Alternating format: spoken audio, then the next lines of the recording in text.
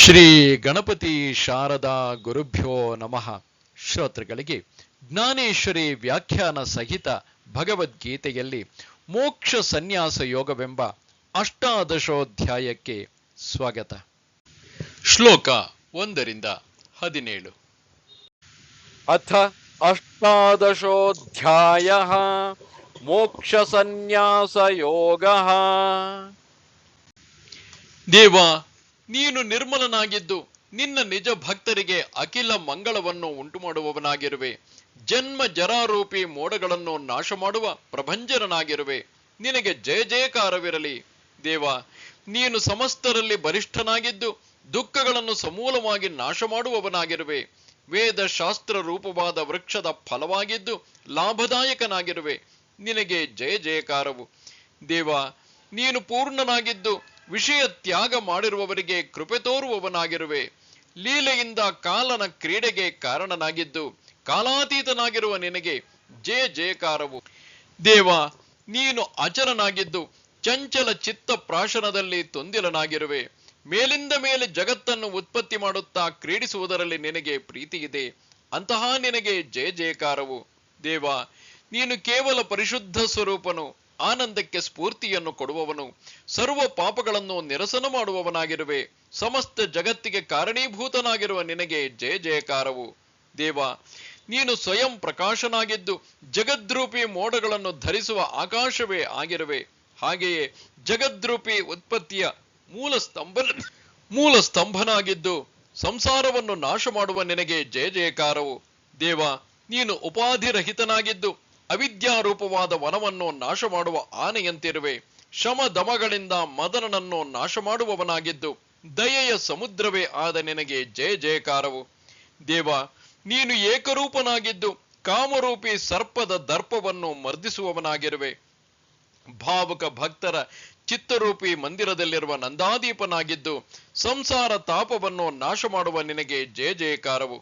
ದೇವ, ನಿನ್ನ ರೂಪವು ಅದ್ವಿತೀಯವಾಗಿದ್ದು ಪೂರ್ಣ ನಮ್ರರಾದವರನ್ನು ಪ್ರೀತಿಸುವವನು, ಭಕ್ತಾಧೀನನು, ಭಜನೆಗೆ ಯೋಗ್ಯನು, ಮಾಯೆಗೆ ಅಗಮ್ಯನು ಆದ ನಿನಗೆ ಜಯ ಜಯಕಾರವು.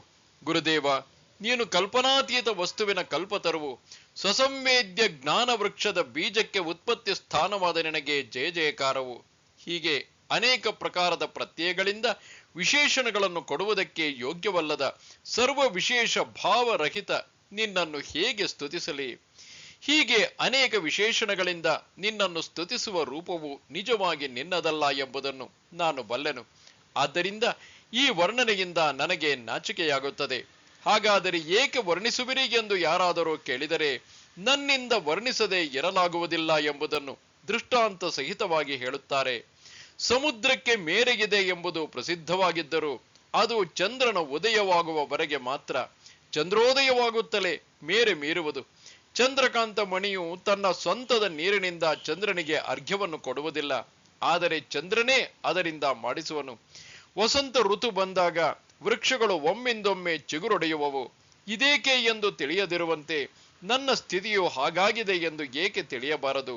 ಸೂರ್ಯ ವಿಕಾಸಿ ಕಮಲವು ಸೂರ್ಯಕಿರಣ ಬಿದ್ದಾಕ್ಷಣ ನಾಚಿಕೆಪಟ್ಟು ಅರಳುವುದು, ಅಥವಾ ಉಪ್ಪು ನೀರಿಗೆ ಹಾಕಿದಾಕ್ಷಣ ತದ್ರೂಪವಾಗುವಂತೆಯೇ ನಾನು ನಿನ್ನನ್ನು ಸ್ಮರಿಸಿದಾಗ ನನ್ನ ಸ್ವರೂಪವೇ ಮರೆತು ಹೋಗುತ್ತದೆ. ಮತ್ತೆ ಭೋಜನದಿಂದ ತೃಪ್ತನಾದವನು ಬಯಸದೆಯೇ ಮೇಲಿಂದ ಮೇಲೆ ತೇಗುವಂತೆ, ಹೇ ಗುರುರಾಯ, ನನಗೆ ನಾನೆಂಬುದು ಇಲ್ಲವಾಗಿ ಸ್ತುತಿರೂಪದಿಂದ ನನ್ನ ವಾಣಿಗೆ ಹುಚ್ಚು ಹಿಡಿದಿದೆ. ಇಂತಹ ಸ್ಥಿತಿ ನನ್ನದಾಗಿದೆ. ಅಥವಾ ನಾನು ನನ್ನತನವನ್ನು ಇರಿಸಿಕೊಂಡು ಸ್ತುತಿಸಬೇಕಾದರೆ ನಿನ್ನನ್ನು ಗುಣ ಮತ್ತು ನಿನ್ನನ್ನು ಬೇರ್ಪಡಿಸಬೇಕಾಗುವುದು. ಹಾಗೆ ಆದರೆ ಹೇ ಪ್ರಭುವೆ, ನೀನು ಒಂದೇ ರಸದಿಂದ ನಿರ್ಮಾಣಗೊಂಡ ಲಿಂಗವಾಗಿರುವೆ. ಅಲ್ಲಿ ನಿನ್ನ ಗುಣವನ್ನು ಗುಣದಿಂದ ವಿಭಾಗಿಸುವುದು ಹೇಗೆ ಸಾಧ್ಯ?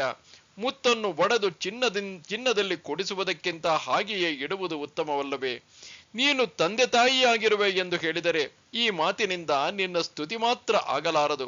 ಆದರೆ ನನ್ನ ಬಾಲಿಶ ಉಪಾಧಿಯಿಂದ ನಿನ್ನಲ್ಲಿ ಮೈಲಿಗೆ ತಗಲಬಹುದು. ನಾನು ನಿನ್ನ ಸೇವಕನು ಎಂದು ಹೇಳಿದರೆ ನಿನ್ನನ್ನು ಒಡೆಯನೆಂದು ಹೇಗೆ ಹೇಳಲಿ? ಹೀಗೆ ನಮ್ಮ ಉಪಾಧಿಯಿಂದ ಎಂಜಲುಗೊಂಡ ಆ ರೂಪವನ್ನು ಹೇಗೆ ವರ್ಣಿಸಲಿ? ಪ್ರಭುವೆ, ನೀನು ಜಗದಾತ್ಮ ಆಗಿರುವೆ ಎಂದು ಹೇಳಿದರೆ ನನ್ನಲ್ಲಿ ಅಂತರ್ಯಾಮಿಯಾಗಿ ವಾಸಿಸುವ ನಿನ್ನನ್ನು ಹೊರಗಟ್ಟಿದಂತಾಗುವುದು. ಆದ್ದರಿಂದ ನಿಜವಾಗಿ ನೋಡಿದರೆ ಈ ಜಗತ್ತಿನಲ್ಲಿ ನಿನ್ನನ್ನು ಸ್ತುತಿಸಲಾಗುವುದಿಲ್ಲ, ಹಾಗೂ ಮೌನದ ಹೊರತಾಗಿ ನಿನ್ನ ಶರೀರದ ಮೇಲೆ ಇತರ ಒಡವೆಗಳನ್ನು ಹಾಕಲು ಬರುವುದಿಲ್ಲ. ಹಾಗಾದರೆ ಏನನ್ನೂ ಮಾತನಾಡದಿರುವುದೇ ನಿನ್ನ ಸ್ತುತಿ, ಏನನ್ನೂ ಮಾಡದಿರುವುದೇ ನಿನ್ನ ಪೂಜೆ, ಬೇರೆಯಾಗಿ ಉಳಿಯದಿರುವುದೇ ನಿಮ್ಮಲ್ಲಿ ಸಂಭವಿಸುವುದು. ಭ್ರಾಂತಿಯಿಂದ ಕೂಡಿದ ಒಬ್ಬ ಮನುಷ್ಯನು ಹುಚ್ಚತನದಿಂದ ಬಡಬಡಿಸುವಂತೆಯೇ ನಾನು ಮಾಡಿದ ವರ್ಣನೆಯಾಗಿದೆ. ಅದಕ್ಕಾಗಿ ವಾತ್ಸಲ್ಯಮಯ ಗುರುವೇ, ನೀನು ಅದನ್ನು ಸಹಿಸಬೇಕು. ಇನ್ನು ನೀನು ನನ್ನ ವಾಣಿಯಿಂದ ಗೀತಾರ್ಥವು ಸ್ಪಷ್ಟವಾಗುವಂತೆ ಮುದ್ರೆಯನ್ನು ಒತ್ತಿಬಿಡು. ಹಾಗಾದರೆ ನಾನು ಹೇಳಿದ ಗೀತಾರ್ಥವು ಈ ಸಜ್ಜನರ ಸಭೆಯಲ್ಲಿ ಮಾನ್ಯವಾದೀತು. ಆಗ ನಿವೃತ್ತಿನಾಥರು ಹೇಳಿದರು, ಜ್ಞಾನೋಬ, ನೀನು ಈ ರೀತಿಯಿಂದ ಪದೇ ಪದೇ ನಮ್ಮನ್ನು ವಿನಂತಿಸಬೇಡ. ಅಯ್ಯ, ಕಬ್ಬಿಣವನ್ನು ಚಿನ್ನವಾಗಿಸಲು ಪರಶುಮಣಿಯನ್ನು ಮೇಲಿಂದ ಮೇಲೆ ತಿಕ್ಕಬೇಕಾಗುವುದೇ? ಆಗ ಜ್ಞಾನೇಶ್ವರರು ಪ್ರಾರ್ಥಿಸಿದರು, ಮಹಾರಾಜ, ನಾನು ಹೇಳುತ್ತಿರುವ ಗೀತಾರ್ಥದ ಕಡೆಗೆ ಲಕ್ಷ್ಯ ಕೊಡುವಂತೆ ಗುರುದೇವನೇ ನಿಮ್ಮ ಪ್ರಸಾದವಾಗಬೇಕು, ಕೃಪೆಯಾಗಬೇಕು. ಗೀತಾಗ್ರಂಥವು ರತ್ನ ಖಚಿತ ದೇವಾಲಯವಾಗಿದ್ದು ಅದರ ಶಿಖರ ಕಳಶವು ಅರ್ಥರೂಪಿ ಚಿಂತಾಮಣಿಯಾಗಿದೆ. ಇದರ ದರ್ಶನದಿಂದ ಗೀತಾದರ್ಶನದ ಫಲ ಸಿಗುವುದು. ದೂರದಿಂದ ದೇವಾಲಯದ ಶಿಖರ ಕಲಶದ ದರ್ಶನ ಪಡೆದರೆ ದೇವರ ದರ್ಶನ ಪಡೆದ ಫಲಪ್ರಾಪ್ತಿ ಎಂದು ಜಗತ್ತಿನಲ್ಲಿ ರೂಢಿಯಾಗಿದೆ. ಇಲ್ಲಿಯೂ ಹಾಗೆಯೇ ಇದೆ. ಹೇಗೆಂದರೆ ಗೀತೆಯ ಈ ಒಂದು ಅಧ್ಯಾಯ ಓದಿದರೆ ಸಂಪೂರ್ಣ ಗೀತಾಶಾಸ್ತ್ರವನ್ನೇ ಓದಿದ ಶ್ರೇಯಸ್ಸು ಸಿಗುವುದು. ಅದರಿಂದಲೇ ನಾನು ಈ 18ನೆಯ ಅಧ್ಯಾಯಕ್ಕೆ ಕಳಸದ ಉಪಮೆ ಕೊಟ್ಟಿರುವುದು. ಏಕೆಂದರೆ ಈ ಶಿಖರ ಕಳಶವನ್ನು ವೇದವ್ಯಾಸ ದೇವರು ಗೀತಾರೂಪಿ ದೇವಾಲಯದ ಮೇಲೆ ಸ್ಥಾಪಿಸಿರುವರು. ದೇವಾಲಯಕ್ಕೆ ಕಳಶ ಪ್ರತಿಷ್ಠಾಪನೆಯಾದ ಮೇಲೆ ಅದರ ಯಾವುದೇ ಕೆಲಸವು ಉಳಿಯುವುದಿಲ್ಲ. ಹಾಗೆಯೇ ಈ 18ನೆಯ ಅಧ್ಯಾಯವು ಗೀತೆಯು ಮುಗಿಯಿತೆಂದೇ ತೋರಿಸುವುದು. ವೇದವ್ಯಾಸರು ಸ್ವಭಾವತಃ ಶ್ರೇಷ್ಠ ಶಿಲ್ಪಕಾರರು. ಅವರು ಬಹಳ ಕುಶಲತೆಯಿಂದ ಬ್ರಹ್ಮಸೂತ್ರಗಳನ್ನು ರಚಿಸಿದರು. ವೇದರೂಪಿ ರತ್ನದ ಪರ್ವತದಲ್ಲಿ ಉಪನಿಷತ್ತಿನ ಹಸನಾದ ಭೂಮಿಯನ್ನು ಅಗೆದು ಸಿದ್ಧಗೊಳಿಸಿದರು. ಆ ಹಸನಾದ ಭೂಮಿಯಲ್ಲಿ ಧರ್ಮ, ಅರ್ಥ, ಕಾಮರೂಪವಾದ ಬೇರೆ ಬೇರೆ ಅನೇಕ ಗುಂಡು ಕಲ್ಲುಗಳು ಹೊರಟವು. ಆ ಕಲ್ಲುಗಳಿಂದ ಮಹಾಭಾರತ ರೂಪಿ ದೇವಾಲಯದ ಸುತ್ತಲ ಗೋಡೆಯನ್ನು ಕಟ್ಟಿದರು.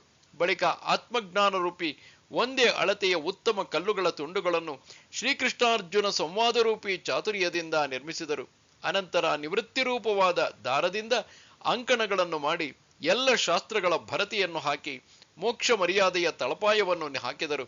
ಹೀಗೆ ದೇವಾಲಯವನ್ನು ನಿರ್ಮಿಸುತ್ತಾ 15ನೆಯ ಅಧ್ಯಾಯಗಳವರೆಗೆ 15 ಅಂತಸ್ತುಗಳಾಗಿ ಗೀತಾ ಮಂದಿರವು ಪೂರ್ಣಗೊಂಡಿತು. ಆ ಮಂದಿರದ ಮೇಲೆ 16ನೆಯ ಅಧ್ಯಾಯವು ಗೋಪುರದ ದುಂಡಾದ ಭಾಗವು, 17ನೆಯ ಅಧ್ಯಾಯವು ಕಲಶವನ್ನು ಕೂಡಿಸುವ ಪೀಠವಾಗಿದೆ. ಆ ಪೀಠದ ಮೇಲೆ 18ನೆಯ ಅಧ್ಯಾಯ ರೂಪಿ ಕಳಶವನ್ನು ಸಹಜವಾಗಿ ಉತ್ತಮ ರೀತಿಯಿಂದ ಸ್ಥಾಪಿಸಿ ಅದರ ಮೇಲೆ ವ್ಯಾಸಕೃತ ಗೀತೆ ಎಂಬ ಧ್ವಜವನ್ನು ನಿಲ್ಲಿಸಲಾಯಿತು. ಆದ್ದರಿಂದ ಹಿಂದಿನ ಅಧ್ಯಾಯಗಳು ಒಂದರ ಮೇಲೊಂದರಂತೆ ಅಂತಸ್ತುಗಳಾಗಿ ಏರುತ್ತಾ ಕೊನೆಗೆ ಎಲ್ಲವೂ ಪೂರ್ಣವಾಯಿತೆಂದು ಈ 18ನೇ ಅಧ್ಯಾಯವು ತೋರಿಸುವುದು. ಯಾವುದೇ ಪೂರ್ಣಗೊಂಡ ಕಾರ್ಯವನ್ನು ಅಡಗಿಸಿಡದೆ ಕಳಸದ ರೂಪದಲ್ಲಿ ಸ್ಪಷ್ಟವಾಗಿ ದೃಷ್ಟಿಗೆ ಗೋಚರಿಸುವುದು. ಅದರಂತೆ 18ನೆಯ ಅಧ್ಯಾಯದಲ್ಲಿ ಸಂಪೂರ್ಣ ಗೀತೆಯ ವರ್ಣನೆಗಿದೆ. ಹೀಗೆ ವೇದವ್ಯಾಸರು ಕುಶಲತೆಯಿಂದ ಗೀತಾರೂಪವಾದ ದೇವಾಲಯವನ್ನು ನಿರ್ಮಿಸಿ ಸಕಲ ಪ್ರಾಣಿಗಳನ್ನು ನಾನಾ ಪ್ರಕಾರದಿಂದ ಉದ್ಧಾರ ಮಾಡಿದರು. ಕೆಲವರು ಹೊರಗಿನಿಂದ ಪ್ರದಕ್ಷಿಣೆ ಮಾಡಿ ಜಪ ಮಾಡುತ್ತಾರೆ, ಗೀತೆಯ ಪಾರಾಯಣ ಮಾಡುವವರು. ಕೆಲವರು ಶ್ರವಣ ರೂಪಿ ನೆರಳಿನಲ್ಲಿ ದೇವಾಲಯದ ಗೋಡೆಗೊರಗಿ ಕುಳಿತಿರುತ್ತಾರೆ. ಕೆಲವರ ಅವಧಾನ ರೂಪವಾದ ಫಲತಾಂಬೂಲ ದಕ್ಷಿಣೆಯನ್ನು ಎತ್ತಿಕೊಂಡು ದೇವಾಲಯದ ಅರ್ಥಜ್ಞಾನ ರೂಪಿ ಗರ್ಭಗೃಹವನ್ನು ಪ್ರವೇಶಿಸುವರು. ಅವರು ಆತ್ಮಬೋಧದ ಯೋಗದಿಂದ ಜಗದಾತ್ಮ ಶ್ರೀಹರಿಯ ದರ್ಶನ ಬೇಗನೆ ಪಡೆಯುವರು. ಆದರೆ ಮೋಕ್ಷರೂಪಿ ದೇವಾಲಯದಲ್ಲಿ ಎಲ್ಲರ ಯೋಗ್ಯತೆ ಒಂದೇ ರೀತಿಯಾಗಿರುತ್ತದೆ. ಶ್ರೀಮಂತರ ಭೋಜನ ಪಂಕ್ತಿಯಲ್ಲಿ ಎಲ್ಲ ಬಾಳೆಯ ಎಲೆಗಳ ಮೇಲೆ ಪಕ್ವಾನ್ನಗಳು ಒಂದೇ ಪ್ರಕಾರಗಳಿರುವವು, ಪಂಕ್ತಿ ಭೇದವಿರುವುದಿಲ್ಲ. ಅದರಂತೆ ಗೀತೆಯನ್ನು ಶ್ರವಣಿಸುವವನಿಗೆ, ಪಾರಾಯಣ ಮಾಡುವವನಿಗೆ, ಅರ್ಥವನ್ನು ತಿಳಿಯುವವನಿಗೆ ಒಂದೇ ರೀತಿಯ ಮೋಕ್ಷವೇ ಇರುತ್ತದೆ. ಇರಲಿ, ಗೀತಾ ಗ್ರಂಥವು ಮಹಾವಿಷ್ಣುವಿನ ದೇವಾಲಯವಿದ್ದು ಈ 18ನೆಯ ಅಧ್ಯಾಯವು ಅದರ ಮೇಲಿನ ತೆರೆದ ಕಳಸವಾಗಿದೆ ಎಂಬ ಭೇದವನ್ನು ನಾನು ತಿಳಿದು ಮಾಡಿರುವೆನು. ಇನ್ನು 17ನೆಯ ಅಧ್ಯಾಯದವರೆಗೆ ಎಲ್ಲ ಅಧ್ಯಾಯಗಳ ನಿರ್ಮಿತಿ ಹೇಗಾಯಿತೆಂದು ನಿಮಗೆ ತಿಳಿಯುವಂತೆ ಸ್ಪಷ್ಟವಾಗಿ ಹೇಳುವೆನು. ಪ್ರಯಾಗದಲ್ಲಿ ಗಂಗೆ ಮತ್ತು ಯಮುನೆಯರ ಪ್ರವಾಹಗಳು ಸಂಗಮದಲ್ಲಿ ಬೇರೆ ಬೇರೆಯಾಗಿ ಕಂಡರೂ ನೀರೆಂಬ ಭಾವನೆಯಿಂದ ಅದು ಒಂದೇ ಆಗಿದೆ. ಅರ್ಧನಾರಿ ನಟೇಶ್ವರನ ರೂಪದಲ್ಲಿ ಸ್ತ್ರೀ ಮತ್ತು ಪುರುಷರ ಆಕಾರಗಳು ಸ್ಥಿರವಾಗಿದ್ದರೂ ಶರೀರ ಒಂದೇ ಆಗಿದೆ. ಶುಕ್ಲ ಪಕ್ಷದಲ್ಲಿ ಚಂದ್ರನ ಕಲೆಗಳು ಪ್ರತಿದಿನವೂ ವೃದ್ಧಿಗೊಂಡಂತೆ ಕಂಡರೂ ಚಂದ್ರನ ದೃಷ್ಟಿಯಿಂದ ಅವನು ಪೂರ್ಣನೇ ಆಗಿರುವನು. ಅದಕ್ಕೆ ಬೇರೆ ಬೇರೆ ಲೇಪಗಳಿಲ್ಲ. ಹಾಗೆಯೇ ಗೀತಾಶ್ಲೋಕಗಳು 4 ಚರಣಗಳಿಂದ ಬೇರೆ ಬೇರೆಯಾಗಿ ಕಂಡುಬರುತ್ತವೆ ಹಾಗೂ ಅಧ್ಯಾಯಗಳಿಂದ ಬೇರೆಯಾಗಿ ಕಾಣುತ್ತಿವೆ ನಿಜ. ಆದರೆ ಅರ್ಥದ ದೃಷ್ಟಿಯಿಂದ ಅದರಲ್ಲಿ ಯಾವ ಭೇದವೂ ಇಲ್ಲ. ಅನೇಕ ರತ್ನಗಳನ್ನು ಪೋಣಿಸಿದ ದಾರವು ಒಂದೇ ಇರುತ್ತದೆ. ಅನೇಕ ಮುತ್ತುಗಳು ಸೇರಿ ಮುತ್ತಿನ ಸರವು ಸಿದ್ಧವಾಗುತ್ತದೆ. ಆದರೆ ಎಲ್ಲದರ ಕಾಂತಿಯು ಒಂದೇ ಇರುತ್ತದೆ. ಹೂವಿನ ಹಾರವನ್ನು ಪೋಣಿಸುವಾಗ ಹೂವುಗಳ ಸಂಖ್ಯೆ ಹೆಚ್ಚುತ್ತದೆ. ಆದರೆ ಅದರ ಪರಿಮಳವನ್ನು ಸೇವಿಸುವಾಗ ಬೆರಳು ತೋರಿಸಬೇಕಾಗಿಲ್ಲ. ಅಂದರೆ ಸುಗಂಧ ಒಂದೇ ಇರುತ್ತದೆ. ಹಾಗೆಯೇ ಶ್ಲೋಕ ಮತ್ತು ಅಧ್ಯಾಯ ಇವುಗಳು ಅನೇಕವಾಗಿದ್ದರೂ ಅದರಲ್ಲಿನ ಅರ್ಥವು ಒಂದೇ ಇದೆ. ಗೀತೆಯಲ್ಲಿ ಶ್ಲೋಕಗಳು 700 ಇದ್ದು ಅಧ್ಯಾಯಗಳು 18 ಇವೆ. ಆದರೆ ಭಗವಂತನು ಇವೆಲ್ಲದರಲ್ಲಿ ಒಂದೇ ತತ್ವವನ್ನು ವಿವೇಚಿಸಿರುವನು, ಬೇರೆಯಲ್ಲ. ನಾನು ಭಗವಂತನ ಮಾರ್ಗವನ್ನು ಬಿಡದೆ ಗ್ರಂಥದ ಸ್ಪಷ್ಟೀಕರಣ ಮಾಡಿರುವೆನು. ಈಗ ಇದೇ ವಿಧಾನದಿಂದ ನಾನು 18ನೆಯ ಅಧ್ಯಾಯವನ್ನು ಹೇಳುವೆನು. ಹಾಗಾದರೆ 17ನೆಯ ಅಧ್ಯಾಯದ ಕೊನೆಯ ಶ್ಲೋಕದಲ್ಲಿ ಭಗವಂತನು ಹೇಳಿರುವನು, ಅರ್ಜುನ, ಬ್ರಹ್ಮನಾಮದ ವಿಷಯದಲ್ಲಿ ಶ್ರದ್ಧೆಯಿಲ್ಲದೆ ಮಾಡಿದ ಎಲ್ಲ ಕರ್ಮಗಳು ವ್ಯರ್ಥವೇ ಸರಿ. ಹೀಗೆ ಭಗವಂತನ ಮಾತು ಕೇಳಿ ಅರ್ಜುನನಿಗೆ ಬಹಳ ಸಂತೋಷವಾಯಿತು. ಹಾಗೂ ಹೇಳಿದನು, ಕರ್ಮದಲ್ಲಿ ಶ್ರದ್ಧೆ ಇಡುವವರನ್ನು ದೇವರು ದೋಷಿಗಳೆಂದು ತಿಳಿಸಿರುವನು. ಆ ಬಡಪಾಯಿಯು ಅಜ್ಞಾನದಿಂದಾಗಿ ಕುರುಡನಾಗಿರುವುದರಿಂದ ಸರ್ವ ಜಗತ್ತಿನಲ್ಲಿ ಈಶ್ವರನು ತುಂಬಿರುವನು ಎಂಬುದು ಅವನಿಗೆ ತಿಳಿಯಲೇ ಇಲ್ಲ. ಮತ್ತೆ ಅವನು ಪ್ರತ್ಯಕ್ಷವಾಗಿ ಈಶ್ವರನ ಮುಂದೆ ಇದ್ದರೂ ಬ್ರಹ್ಮನಾಮ ಶ್ರದ್ಧೆಯ ಮರ್ಮವನ್ನು ಅವನು ಏನು ಬಲ್ಲನು? ರಜ ತಮ ಇವೆರಡೂ ಗುಣಗಳ ನಾಶವಾಗದ ಹೊರತು ಇರುವ ಶ್ರದ್ಧೆಯು ಬ್ರಹ್ಮಶ್ರದ್ಧೆಯ ನಾಮಕ್ಕೆ ಹೇಗೆ ಪಾತ್ರವಾದೀತು? ಮತ್ತೆ ಶಸ್ತ್ರವನ್ನು ಆಲಿಂಗಿಸಿಕೊಳ್ಳುವುದು, ಅಂತರಾಳದಲ್ಲಿ ಹಗ್ಗದ ಮೇಲೆ ಓಡುತ್ತಾ ಹೋಗುವುದು, ನಾಗರಹಾವನ್ನು ಹಿಡಿದು ಆಡುವುದು ಇವು ಮರಣಕ್ಕೆ ಕಾರಣವಾಗುವವು. ಹಾಗೆಯೇ ಕರ್ಮಗಳು ಕಠಿಣವಾಗಿದ್ದು ಅವು ಜನ್ಮ ಮರಣಕ್ಕೆ ಕಾರಣೀಭೂತವಾಗುತ್ತವೆ. ಹೀಗೆ ಕರ್ಮಗಳಿಗೆ ದುಷ್ಟ ಧರ್ಮವಿದೆ. ಒಂದೊಮ್ಮೆ ಕರ್ಮಗಳು ಯಥಾಸಾಂಗವಾಗಿ ನಡೆದರೆ ಜ್ಞಾನದ ಯೋಗ್ಯತೆ ಬರುವುದು. ಅದೇ ಕರ್ಮಗಳು ಯಥಾಸಾಂಗವಾಗಿ ನಡೆಯದಿದ್ದರೆ ನರಕಪ್ರಾಪ್ತಿಗೆ ಕಾರಣವಾಗುತ್ತವೆ. ಇಂದಿನವರೆಗೆ ಬಹಳ ಕರ್ಮಗಳನ್ನು ಮಾಡುವುದರಲ್ಲಿ ಕಾಲವು ಕಳೆದು ಹೋದರೂ ಮೋಕ್ಷವು ದೊರಕಲಿಲ್ಲ. ಇನ್ನು ಮುಂದೆ ಕರ್ಮಠರಿಗೆ ಮೋಕ್ಷದ ಸರದಿ ಎಂದು ಬರುವುದು. ಹಾಗಾದರೆ ಕರ್ಮದ ದೈನ್ಯವನ್ನು ಬಿಟ್ಟು ಅವುಗಳನ್ನು ಸರ್ವತ್ಯಾಗ ಮಾಡಿ ಅವ್ಯಂಗವಾದ ಅಂದರೆ ಅಖಂಡವಾದ ಕರ್ಮಸನ್ಯಾಸವನ್ನು ಆಧರಿಸಬೇಕು. ಅದರಿಂದಾಗಿ ಕರ್ಮಗಳ ಬಾಧೆಯಿಂದ ಭಯವಿರದೆ ಆತ್ಮಜ್ಞಾನ ಪ್ರಾಪ್ತವಾಗುತ್ತದೆ. ಕರ್ಮಸನ್ಯಾಸ ಮತ್ತು ಕರ್ಮತ್ಯಾಗ ಇವು ಜ್ಞಾನವನ್ನು ಆಹ್ವಾನಿಸುವ ಮಂತ್ರವಾಗಿದೆ, ಅಥವಾ ಜ್ಞಾನವು ಪಕ್ವವಾಗುವ ಕ್ಷೇತ್ರವಾಗಿದೆ, ಇಲ್ಲವೇ ಜ್ಞಾನವನ್ನು ಆಕರ್ಷಿಸುವ ಸೂತ್ರದ ತಂತುವಾಗಿದೆ. ಈ ಸನ್ಯಾಸ ಮತ್ತು ತ್ಯಾಗ ಇವೆರಡರ ಅನುಷ್ಠಾನ ಮಾಡಿ ಜಗತ್ತು ಮುಕ್ತವಾಗಲಿ ಎಂದು ಈಗ ಸ್ಪಷ್ಟವಾಗಿ ದೇವರಲ್ಲಿ ಕೇಳಬೇಕು. ಹೀಗೆ ಪಾರ್ಥನು ಮನಸ್ಸಿನಲ್ಲಿ ಯೋಚಿಸಿ ತ್ಯಾಗ ಮತ್ತು ಸನ್ಯಾಸ ಇವುಗಳ ಸ್ಪಷ್ಟೀಕರಣವಾಗಬೇಕೆಂದು ಪ್ರಶ್ನಿಸಿದನು. ಆಗ ಶ್ರೀಕೃಷ್ಣನು ಅರ್ಜುನನಿಗೆ ಉತ್ತರ ಕೊಡಲು ಮಾಡಿದ ವ್ಯಾಖ್ಯಾನದಲ್ಲೇ ಈ 18ನೆಯ ಅಧ್ಯಾಯವು ವ್ಯಕ್ತವಾಯಿತು. ಹೀಗೆ ಕಾರಣದಿಂದ ಒಂದು ಅಧ್ಯಾಯವು ಇನ್ನೊಂದಕ್ಕೆ ಕಾರಣೀಭೂತವಾಗುತ್ತದೆ. ಇನ್ನು ಅರ್ಜುನನು ಏನು ಪ್ರಶ್ನಿಸಿದನು ಎಂಬುದನ್ನು ಕೇಳಿರಿ. 17ನೆಯ ಅಧ್ಯಾಯದಲ್ಲಿ ಹೇಳಿದ ಕೊನೆಯ ಶ್ಲೋಕವನ್ನು ಅಂತಃಕರಣದಲ್ಲಿ ಮನನ ಮಾಡಿ ಅರ್ಜುನನು ಹೀಗೆ ತನ್ನ ಶಂಕೆಯನ್ನು ಮುಂದಿಟ್ಟನು. ಅಲ್ಲದೆ ಅವನಿಗೆ ಭಗವಂತನು ಹೇಳಿದ ತತ್ವವು ಪೂರ್ಣವಾಗಿ ಮನವರಿಕೆಯಾಗಿತ್ತು. ಆದರೆ ದೇವರು ಮಾತನಾಡದೆ ಸುಮ್ಮನೆ ಕುಳಿತಿರುವನಲ್ಲ, ಇದು ಅವನಿಗೆ ಸರಿ ಬೀಳಲಿಲ್ಲ. ಕರುವಿನ ಹೊಟ್ಟೆ ತುಂಬಿದರೂ ಆಕಳು ಅದರಿಂದ ದೂರವಾಗಬಾರದು. ಹೀಗೆ ಏಕನಿಷ್ಠ ಪ್ರೇಮದ ಲಕ್ಷಣವಾಗಿದೆ. ಪ್ರೀತಿಗೆ ಪಾತ್ರನಾದವನು ಯಾವುದೇ ಕಾರಣವಿಲ್ಲದೆ ಮಾತನಾಡುತ್ತಲೇ ಇರಬೇಕು, ತನ್ನತ್ತ ನೋಡುತ್ತಲೇ ಇರಬೇಕು. ಸೇವಿಸಿದಷ್ಟು ತೃಪ್ತಿಯುಂಟಾಗುವುದಿಲ್ಲ. ಹೀಗೆ ಪ್ರೇಮದ ಜಾತಿಯಾಗಿದೆ. ಪಾರ್ಥನಾದರೋ ಶ್ರೀಕೃಷ್ಣನ ಪ್ರೇಮದ ಮೂರ್ತಿಯೇ ಆಗಿದ್ದಾನೆ. ಆದ್ದರಿಂದ ಭಗವಂತನು ಸುಮ್ಮನೆ ಕುಳಿತುಕೊಂಡಾಗ ಪಾರ್ಥನಿಗೆ ಕೆಟ್ಟದೆನಿಸಿತು. ಸಂವಾದದಿಂದ ಪಾರಮಾರ್ಥಿಕ ವಸ್ತುವಾದ ಬ್ರಹ್ಮವನ್ನು ಕನ್ನಡಿಯಲ್ಲಿ ತನ್ನ ಪ್ರತಿಬಿಂಬವು ಸ್ಪಷ್ಟವಾಗಿ ತೋರುವಂತೆ ಭೋಗಿಸಬಹುದು. ಅಂದ ಮೇಲೆ ಸಂವಾದವು ನಿಂತು ಹೋದಾಗ ಬ್ರಹ್ಮಪ್ರಾಪ್ತಿಯು ನಿಲ್ಲುವುದು. ಈ ಮಾತು ಸುಖಪ್ರಾಪ್ತಿಗೆ ಹೊಂದಿಕೊಂಡ ಅರ್ಜುನನಿಗೆ ಹೇಗೆ ಸಹನೆಯಾದೀತು? ಆದ್ದರಿಂದ ತ್ಯಾಗ ಮತ್ತು ಸನ್ಯಾಸವೆಂದರೆ ಏನು ಎಂದು ಕೇಳುವ ನಿಮಿತ್ತದಿಂದ ಗೀತಾರೂಪವಾದ ವಸ್ತ್ರದ ಮಡಿಕೆಯನ್ನು ಪುನಃ ಬಿಚ್ಚಿದನು. ಇದು 18ನೆಯ ಅಧ್ಯಾಯವಾಗಿರದೆ ಏಕಾಧ್ಯಾಯ ಗೀತೆಯೇ ಆಗಿದೆ. ನೋಡಿ, ಕರುವಿಗಾಗಿ ತೊರೆ ಬಿಡಲು ಆಕಳಿಗೆ ಹೊತ್ತುಗೊತ್ತುಗಿದೆಯೇ? ಹಾಗೆಯೇ ಗೀತೆಯು ಮುಗಿಯುವ ಹೊತ್ತಿಗೆ ಅರ್ಜುನನು ಪುನಃ ಗೀತೆಯ ಪೂರ್ವ ಪದಕ್ಕೆ, ಅಂದರೆ ಗೀತೆಯ ಆರಂಭಕ್ಕೆ ಬಂದನು. ಸೇವಕನು ಪ್ರಶ್ನೆ ಕೇಳಿದಾಗ ಒಡೆಯನು ಅದರ ಉತ್ತರವನ್ನು ಕೊಡದಿರುವನೇ? ಆದರೆ ಏನೆಲ್ಲ ಇದೆಲ್ಲ ಮಾತಿರಲಿ, ಭಗವಂತನು ಇನ್ನು ನನ್ನ ವಿನಂತಿಯ ಕಡೆಗೆ ಗಮನಹರಿಸಬೇಕೆಂದು ಅರ್ಜುನನು ಭಗವಾನ್ ಶ್ರೀಕೃಷ್ಣನಲ್ಲಿ ವಿನಂತಿಸಿದನು. ಅರ್ಜುನ ಉವಾಚ ಸನ್ಯಾಸಸ್ಯ ಮಹಾಬಾಹೋ ತತ್ವಮಿಚ್ಛಾಮಿ ವೇದಿತುಂ ತ್ಯಾಗಸ್ಯ ಚ ಹೃಷೀಕೇಶ ಪೃಥಕ್ ಕೇಶಿ ನಿಷೂದನ. ಅರ್ಜುನನು ಹೇಳಿದನು, ಹೇ ಮಹಾಬಾಹುವೆ, ಹೇ ಅಂತರ್ಯಾಮಿಯೇ, ಹೇ ವಾಸುದೇವನೇ, ನಾನು ಸನ್ಯಾಸ ಮತ್ತು ತ್ಯಾಗದ ತತ್ವವನ್ನು ಬೇರೆ ಬೇರೆಯಾಗಿ ತಿಳಿಯಲು ಬಯಸುತ್ತೇನೆ. ಹೇ ಪ್ರಭುವೆ, ಸನ್ಯಾಸ ಮತ್ತು ತ್ಯಾಗ ಇವೆರಡರ ಅರ್ಥವು ಒಂದೇ ಆಗುವುದು.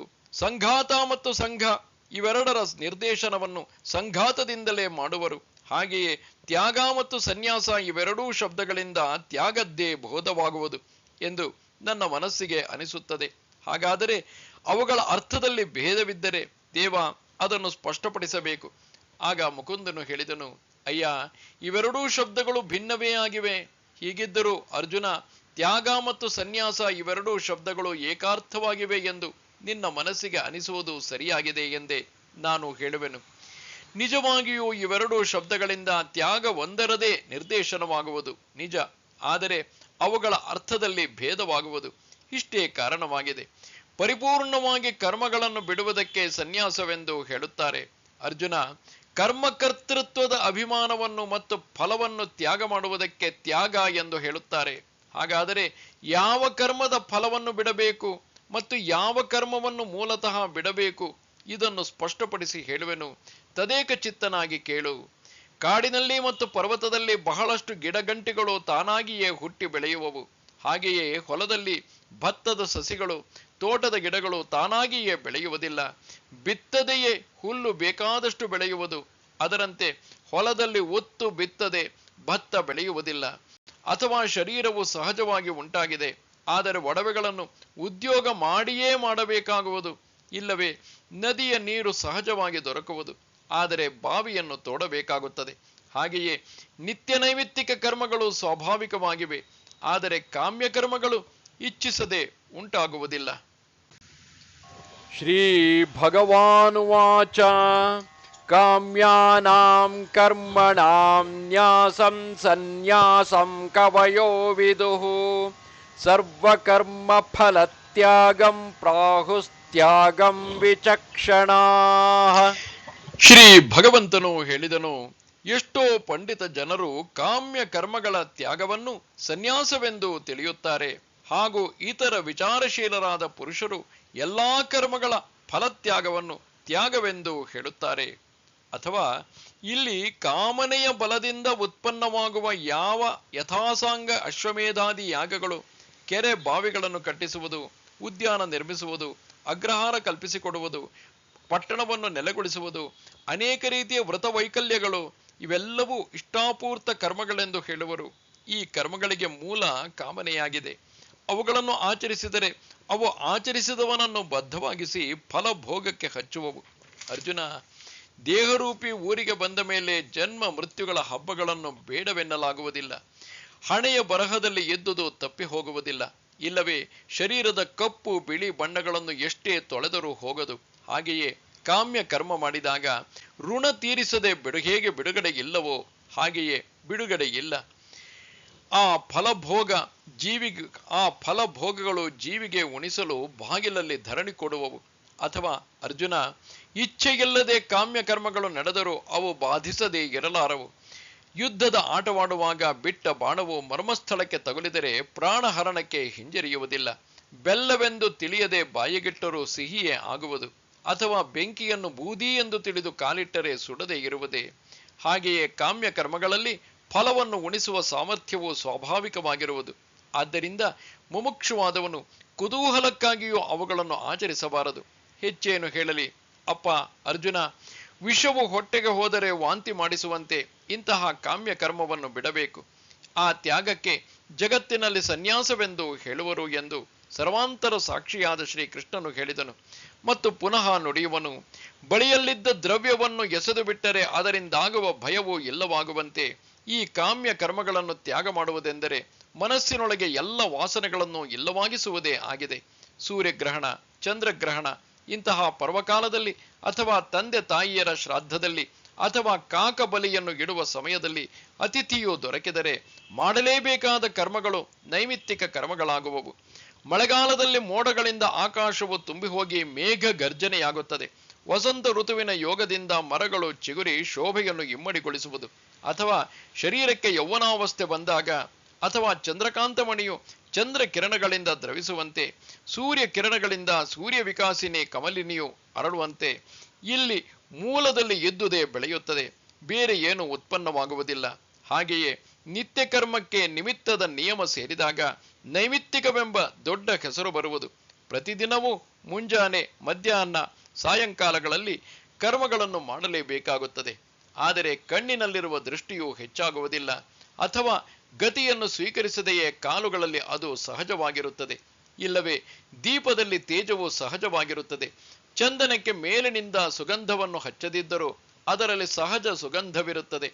ಹಾಗೆಯೇ ಅಧಿಕಾರದ ಲಕ್ಷಣವಾಗಿದೆ. ಆ ಕರ್ಮಕ್ಕೆ ಪಾರ್ಥನೆ ಜಗತ್ತಿನಲ್ಲಿ ನಿತ್ಯ ಕರ್ಮವೆಂದು ಹೇಳುವರು ಎಂದು ತಿಳಿ. ಹೀಗೆ ನಿನಗೆ ನಿತ್ಯ ಮತ್ತು ನೈಮಿತ್ತಿಕ ಇವೆರಡೂ ಕರ್ಮಗಳನ್ನು ಹೇಳಿರುವೆನು.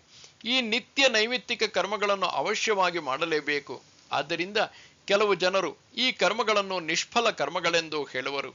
ಆದರೆ ಭೋಜನದಿಂದ ತೃಪ್ತಿಯುಂಟಾಗಿ ಹಸಿವು ಎಂಗುವಂತೆಗೆ ಈ ನಿತ್ಯ ನೈಮಿತ್ತಿಕ ಕರ್ಮಗಳಿಂದ ಎಲ್ಲ ರೀತಿಯ ಫಲಪ್ರಾಪ್ತಿಯಾಗುವುದು. ದೂಷಿತ ಬಂಗಾರವನ್ನು ಅಗ್ನಿಯಲ್ಲಿ ಹಾಕಿದಾಗ ಅದರ ಕೊಳೆಯೆಲ್ಲ ಹೊರಟು ಹೋಗಿ ಪುಟಬಿಟ್ಟಂತಾಗುವುದು. ಹಾಗೆಯೇ ನಿತ್ಯ ನೈಮಿತ್ತಿಕ ಕರ್ಮಗಳಿಂದ ಚಿತ್ತಶುದ್ಧಿ ಎಂಬ ಫಲಪ್ರಾಪ್ತಿಯಾಗುವುದು. ಏಕೆಂದರೆ ಈ ಕರ್ಮಗಳ ಆಚರಣೆಗಳಿಂದ ದೋಷಗಳು ಇಲ್ಲವಾಗಿ ತನ್ನ ಅಧಿಕಾರವು ಹೆಚ್ಚುವುದು ಮತ್ತು ಹೀಗಾದಾಗ ಸದ್ಗತಿ ಪ್ರಾಪ್ತವಾಗುತ್ತದೆ. ನಿತ್ಯ ನೈಮಿತ್ತಿಕ ಕರ್ಮಗಳಿಂದ ಇಷ್ಟು ದೊಡ್ಡದಾದ ಫಲಪ್ರಾಪ್ತಿಯಾದರೂ ಕೂಡ ಅದರ ಫಲವನ್ನು ಮೂಲಾ ನಕ್ಷತ್ರದಲ್ಲಿ ಜನಿಸಿದ ಮಗುವಿನಂತೆ ತ್ಯಜಿಸಿ ಬಿಡಬೇಕು. ವಸಂತ ಋತುವಿನಿಂದಾಗಿ ಎಲ್ಲ ಗಿಡಬಳ್ಳಿಗಳು ಬೆಳೆಯುವವು, ಮಾವಿನ ಮರಕ್ಕೆ ಚಿಗುರು ಮೂಡುವುದು. ಆದರೆ ಋತುವು ಅವುಗಳನ್ನು ಕೈಹಚ್ಚದೆ ಬಿಟ್ಟು ಹೋಗುವುದು. ಹಾಗೆಯೇ ನಿತ್ಯ ನೈಮಿತ್ತಿಕ ಕರ್ಮಗಳನ್ನು ಮನಸ್ಸಿಟ್ಟು ಯಥಾವಿಧಿಯಾಗಿ ಆಚರಿಸಬೇಕು. ಆದರೆ ಅವುಗಳಿಂದ ಉಂಟಾಗುವ ಎಲ್ಲ ಫಲಗಳನ್ನು ವಾಂತಿಯಂತೆ ತ್ಯಜಿಸಿಬಿಡಬೇಕು. ಹೀಗೆ ನಿತ್ಯ ನೈಮಿತ್ತಿಕ ಕರ್ಮಗಳ ಫಲಗಳನ್ನು ತ್ಯಾಗ ಮಾಡುವುದಕ್ಕೆ ತ್ಯಾಗವೆಂದು ಹೇಳುವರು. ಈ ಪ್ರಕಾರವಾಗಿ ತ್ಯಾಗ ಮತ್ತು ಸನ್ಯಾಸ ಇವುಗಳ ಭೇದವನ್ನು ನಿನಗೆ ಹೇಳಿರುವೆನು. ಹೀಗೆ ಸನ್ಯಾಸವು ಘಟಿಸಿದಾಗ ಕಾಮ್ಯ ಕರ್ಮಗಳಿಂದ ತೊಂದರೆಯಾಗಲಾರದು. ಹಾಗೆಯೇ ನಿಷಿದ್ಧ ಕರ್ಮಗಳಾದರೂ ನಿಷೇಧದಿಂದಾಗಿ ಸ್ವಾಭಾವಿಕವಾಗಿ ಇಲ್ಲವಾಗುವವು. ತಲೆಯನ್ನು ತುಂಡರಿಸಿದಾಗ ಮುಂಡವು ನಿರ್ಜೀವವಾಗಿ ಉರುಳುವಂತೆ ನಿತ್ಯ ನೈಮಿತ್ತಿಕ ಕರ್ಮಗಳ ಫಲಗಳನ್ನು ಈಗ ಹೇಳಿದಂತೆ ತ್ಯಾಗ ಮಾಡಿದಾಗ ಅವುಗಳಿಂದ ಬಾಧೆ ಉಂಟಾಗುವುದಿಲ್ಲ. ಧಾನ್ಯವು ಬೆಳೆದು ಪಕ್ವವಾದಾಗ ಬೆಳವಣಿಗೆಯು ನಿಂತು ಹೋಗುವಂತೆ ಸರ್ವ ಕರ್ಮಗಳು ಕ್ಷಯವಾದಾಗ ಆತ್ಮಜ್ಞಾನವು ತಾನಾಗಿ ಹುಡುಕಿಕೊಂಡು ಬರುವುದು. ಇಂತಹ ಯುಕ್ತಿಯಿಂದ ನಿತ್ಯ ನೈಮಿತ್ತಿಕ ಕರ್ಮ ಫಲಗಳ ತ್ಯಾಗ ಮತ್ತು ಕಾಮ್ಯ ಕರ್ಮಗಳ ಸನ್ಯಾಸ ಮಾಡುವವರು ಆತ್ಮಜ್ಞಾನದ ಪ್ರಾಪ್ತಿಗೆ ಯೋಗ್ಯರಾಗುತ್ತಾರೆ. ಅಥವಾ ಈ ಯುಕ್ತಿಯು ತಪ್ಪಿಹೋಗಿ ಕಲ್ಪನೆಯಿಂದ ತ್ಯಾಗ ಮಾಡಲು ಹೊರಟರೆ ಕರ್ಮದ ತ್ಯಾಗವಾಗದೆ ಅವರು ಹೆಚ್ಚು ಗೊಂದಲದಲ್ಲಿ ಬೀಳುವರು. ರೋಗ ನಿಧಾನವನ್ನು ತಿಳಿಯದೆ ತೆಗೆದುಕೊಂಡ ಔಷಧಿಯು ವಿಷತುಲ್ಯವಾಗುವುದು. ಅಥವಾ ಅನ್ನವನ್ನು ಸೇವಿಸದೇ ಇದ್ದರೆ ಹಸಿವಿನಿಂದ ಮನುಷ್ಯನು ಸಾಯುವನು. ಆದ್ದರಿಂದ ಯಾವುದನ್ನು ತ್ಯಾಗ ಮಾಡಬಾರದೆಂದು ಹೇಳಿದೆಯೋ ಅದನ್ನು ತ್ಯಾಗ ಮಾಡಬಾರದು. ಯಾವುದನ್ನು ತ್ಯಾಗ ಮಾಡಬೇಕೆಂದು ಹೇಳಿದೆಯೋ ಅದರ ಕುರಿತು ಆಗ್ರಹವೂ ಇರಬಾರದು. ತ್ಯಾಗ ಮಾಡುವ ಯುಕ್ತಿಯು ತಪ್ಪಿಹೋದರೆ ಕರ್ಮತ್ಯಾಗ ಮಾಡಿಯೂ ಮನುಷ್ಯನು ಕರ್ಮ ಬಂಧನದಲ್ಲಿ ಬೀಳುವನು. ಆದ್ದರಿಂದ ವೈರಾಗ್ಯ ಸಂಪನ್ನರಾದವರು ಎಂದಿಗೂ ತ್ಯಾಜ್ಯ ಕರ್ಮಗಳನ್ನು ಆಚರಿಸುವುದಿಲ್ಲ. ತ್ಯಾಜ್ಯಂ ದೋಷವದಿತ್ಯೇಕೆ ಕರ್ಮ ಪ್ರಾಹುರ್ಮನೀಷಿಣಃ ಯಜ್ಞದಾನ ತಪಃ ಕರ್ಮ ನ ತ್ಯಾಜ್ಯಮಿತಿ ಚಾಪರೇ. ಕೆಲ ವಿದ್ವಾಂಸರು ಎಲ್ಲ ಕರ್ಮಗಳು ದೋಷಯುಕ್ತವಾಗಿವೆ, ಆದ್ದರಿಂದ ತ್ಯಜಿಸಲು ಯೋಗ್ಯವಾಗಿದೆ ಎಂದು ಹೇಳುತ್ತಾರೆ. ಮತ್ತು ಇತರ ವಿದ್ವಾಂಸರು ಯಜ್ಞ, ದಾನ ಮತ್ತು ತಪರೂಪವಾದ ಕರ್ಮಗಳು ತ್ಯಜಿಸಲು ಯೋಗ್ಯವಾಗಿಲ್ಲ ಎಂದು ಹೇಳುತ್ತಾರೆ. ಅನೇಕರಿಗೆ ಫಲಾಭಿಲಾಷೆಯನ್ನು ಬಿಡಲಾಗುವುದಿಲ್ಲ, ಆದ್ದರಿಂದ ಕರ್ಮಬಂಧನವಾಗಿದೆ ಎಂದು ಅವರು ಹೇಳುತ್ತಾ ಇರುತ್ತಾರೆ. ಒಬ್ಬ ನಗ್ನ ಮನುಷ್ಯನನ್ನು ಜನರು ನಗ್ನನೆಂದು ಹೇಳಿದರೆ ಅವನು ಜನರನ್ನು ಜಗಳಗಂಟರೆಂದು ಹೇಳುವನು. ಅಥವಾ ಧನಂಜಯನೇ, ನಾಲಿಗೆಯ ಮೇಲೆ ನಿಯಂತ್ರಣವಿಲ್ಲದವನು ಸಿಕ್ಕಿದ್ದು ತಿಂದು ಅದು ಜೀರ್ಣವಾಗದಿದ್ದಾಗ ಅನ್ನವನ್ನೇ ದೂಷಿಸುವನು. ಅಥವಾ ಕುಷ್ಠರೋಗಿಯು ತನ್ನ ಶರೀರಕ್ಕೆ ಜಿಗುಪ್ಸೆ ಪಡದೆ ಅದರ ಮೇಲೆ ಕುಳಿತುಕೊಳ್ಳುವ ನೊಣಗಳ ಮೇಲೆ ಸಿಟ್ಟಾಗುವನು. ಹಾಗೆಯೇ ಕರ್ಮ ಫಲತ್ಯಾಗದ ವಿಷಯದಲ್ಲಿ ಅಶಕ್ತರಾದವರು ಕರ್ಮವೇ ಕೆಟ್ಟದು ಎಂದು ಹೇಳುತ್ತಾರೆ. ಮತ್ತೆ ಕರ್ಮತ್ಯಾಗ ಮಾಡಬೇಕು ಎಂಬ ಸಿದ್ಧಾಂತವನ್ನು ಮಂಡಿಸುವರು. ಯಜ್ಞ ಯಾಗಾದಿಗಳನ್ನು ಅವಶ್ಯವಾಗಿ ಮಾಡಲೇಬೇಕು, ಏಕೆಂದರೆ ಅವುಗಳಲ್ಲದೆ ಚಿತ್ತಶುದ್ಧಿ ಉಂಟಾಗಲು ಮತ್ತೊಂದು ಉಪಾಯವೇ ಇಲ್ಲ ಎಂದು ಕೆಲವರು ಹೇಳುವರು. ಚಿತ್ತಶುದ್ಧಿಯು ಬೇಗನೆ ಆಗುವುದೆಂಬ ಇಚ್ಛೆಯಿದ್ದರೆ ಕರ್ಮಗಳನ್ನು ಆಚರಿಸುವುದರಲ್ಲಿ ಆಲಸ್ಯವನ್ನು ಮಾಡಬಾರದು. ಚಿನ್ನವನ್ನು ಶುದ್ಧಗೊಳಿಸಬೇಕೆಂದರೆ ಅದನ್ನು ಬೆಂಕಿಯಲ್ಲಿ ಹಾಕಲು ಬೇಸರಿಸಬಾರದು. ಅಥವಾ ಕನ್ನಡಿಯಲ್ಲಿ ಮುಖ ನೋಡಿಕೊಳ್ಳಬೇಕೆಂದರೆ ಅದರ ಮೇಲಿನ ಧೂಳನ್ನು ಸ್ವಚ್ಛಗೊಳಿಸಬೇಕು. ಅಥವಾ ವಸ್ತ್ರಗಳು ಮಡಿಯಾಗಬೇಕೆಂಬ ಇಚ್ಛೆಯಿದ್ದರೆ ಅಗಸನ ಉಬ್ಬೆಗೆ ಹಾಕಲು ಮನಸ್ಸಿನಲ್ಲಿ ಅನುಮಾನ ಪಡಬಾರದು. ಅಥವಾ ಉತ್ತಮ ಅನ್ನ ಬೇಕೆಂದರೆ ಅದನ್ನು ಸಿದ್ಧಗೊಳಿಸದೆ ಹೇಗೆ ಪ್ರಾಪ್ತವಾಗಬಲ್ಲದು? ಹಾಗೆಯೇ ಕರ್ಮಗಳು ಕ್ಲೇಶದಾಯಕವೆಂದು ಅವುಗಳ ಕುರಿತು ಜಿಗುಪ್ಸೆ ಪಡಬಾರದು. ಸಿದ್ಧಾಂತಗಳನ್ನು ನಿರ್ಣಯಿಸಿ ಕೆಲವರು ಕರ್ಮಗಳನ್ನು ಬಿಡಲು ಸಿದ್ಧರಾಗುವರು, ಕೆಲವರು ಕರ್ಮಗಳನ್ನು ಬಿಡಬೇಕೆಂದು ಹೇಳುವರು. ಈ ಪ್ರಕಾರವಾಗಿ ಕರ್ಮತ್ಯಾಗದ ವಿಷಯದಲ್ಲಿ ವಾದ ವಿವಾದಗಳು ಉಂಟಾಗಿವೆ. ಆದ್ದರಿಂದ ಈ ವಿವಾದವನ್ನು ಬಿಡಿಸಿ ಕರ್ಮವನ್ನು ಹೇಗೆ ತ್ಯಜಿಸಬೇಕೆಂದು ಉತ್ತಮ ರೀತಿಯಿಂದ ಹೇಳುವೆನು. ಗಮನವಿಟ್ಟು ಕೇಳು.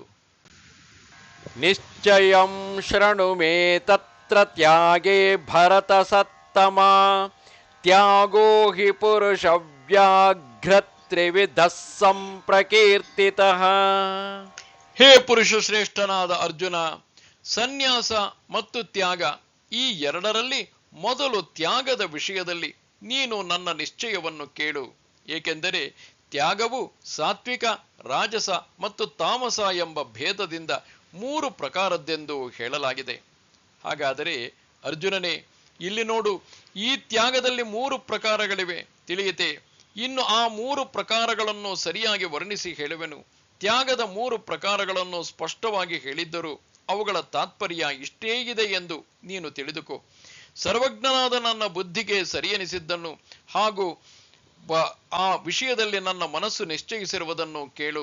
ಸಂಸಾರದಿಂದ ತನ್ನ ಬಿಡುಗಡೆಯಾಗಬೇಕೆಂದು ಇರುವ ಮುಮುಕ್ಷುವು ದಕ್ಷನಾಗಿದ್ದು ತ್ಯಾಗದ ನಿಜಸ್ವರೂಪವನ್ನು ತಿಳಿದುಕೊಂಡು ಎಲ್ಲ ವಿಧದಿಂದ ಹಾಗೆಯೇ ಮಾಡಬೇಕು.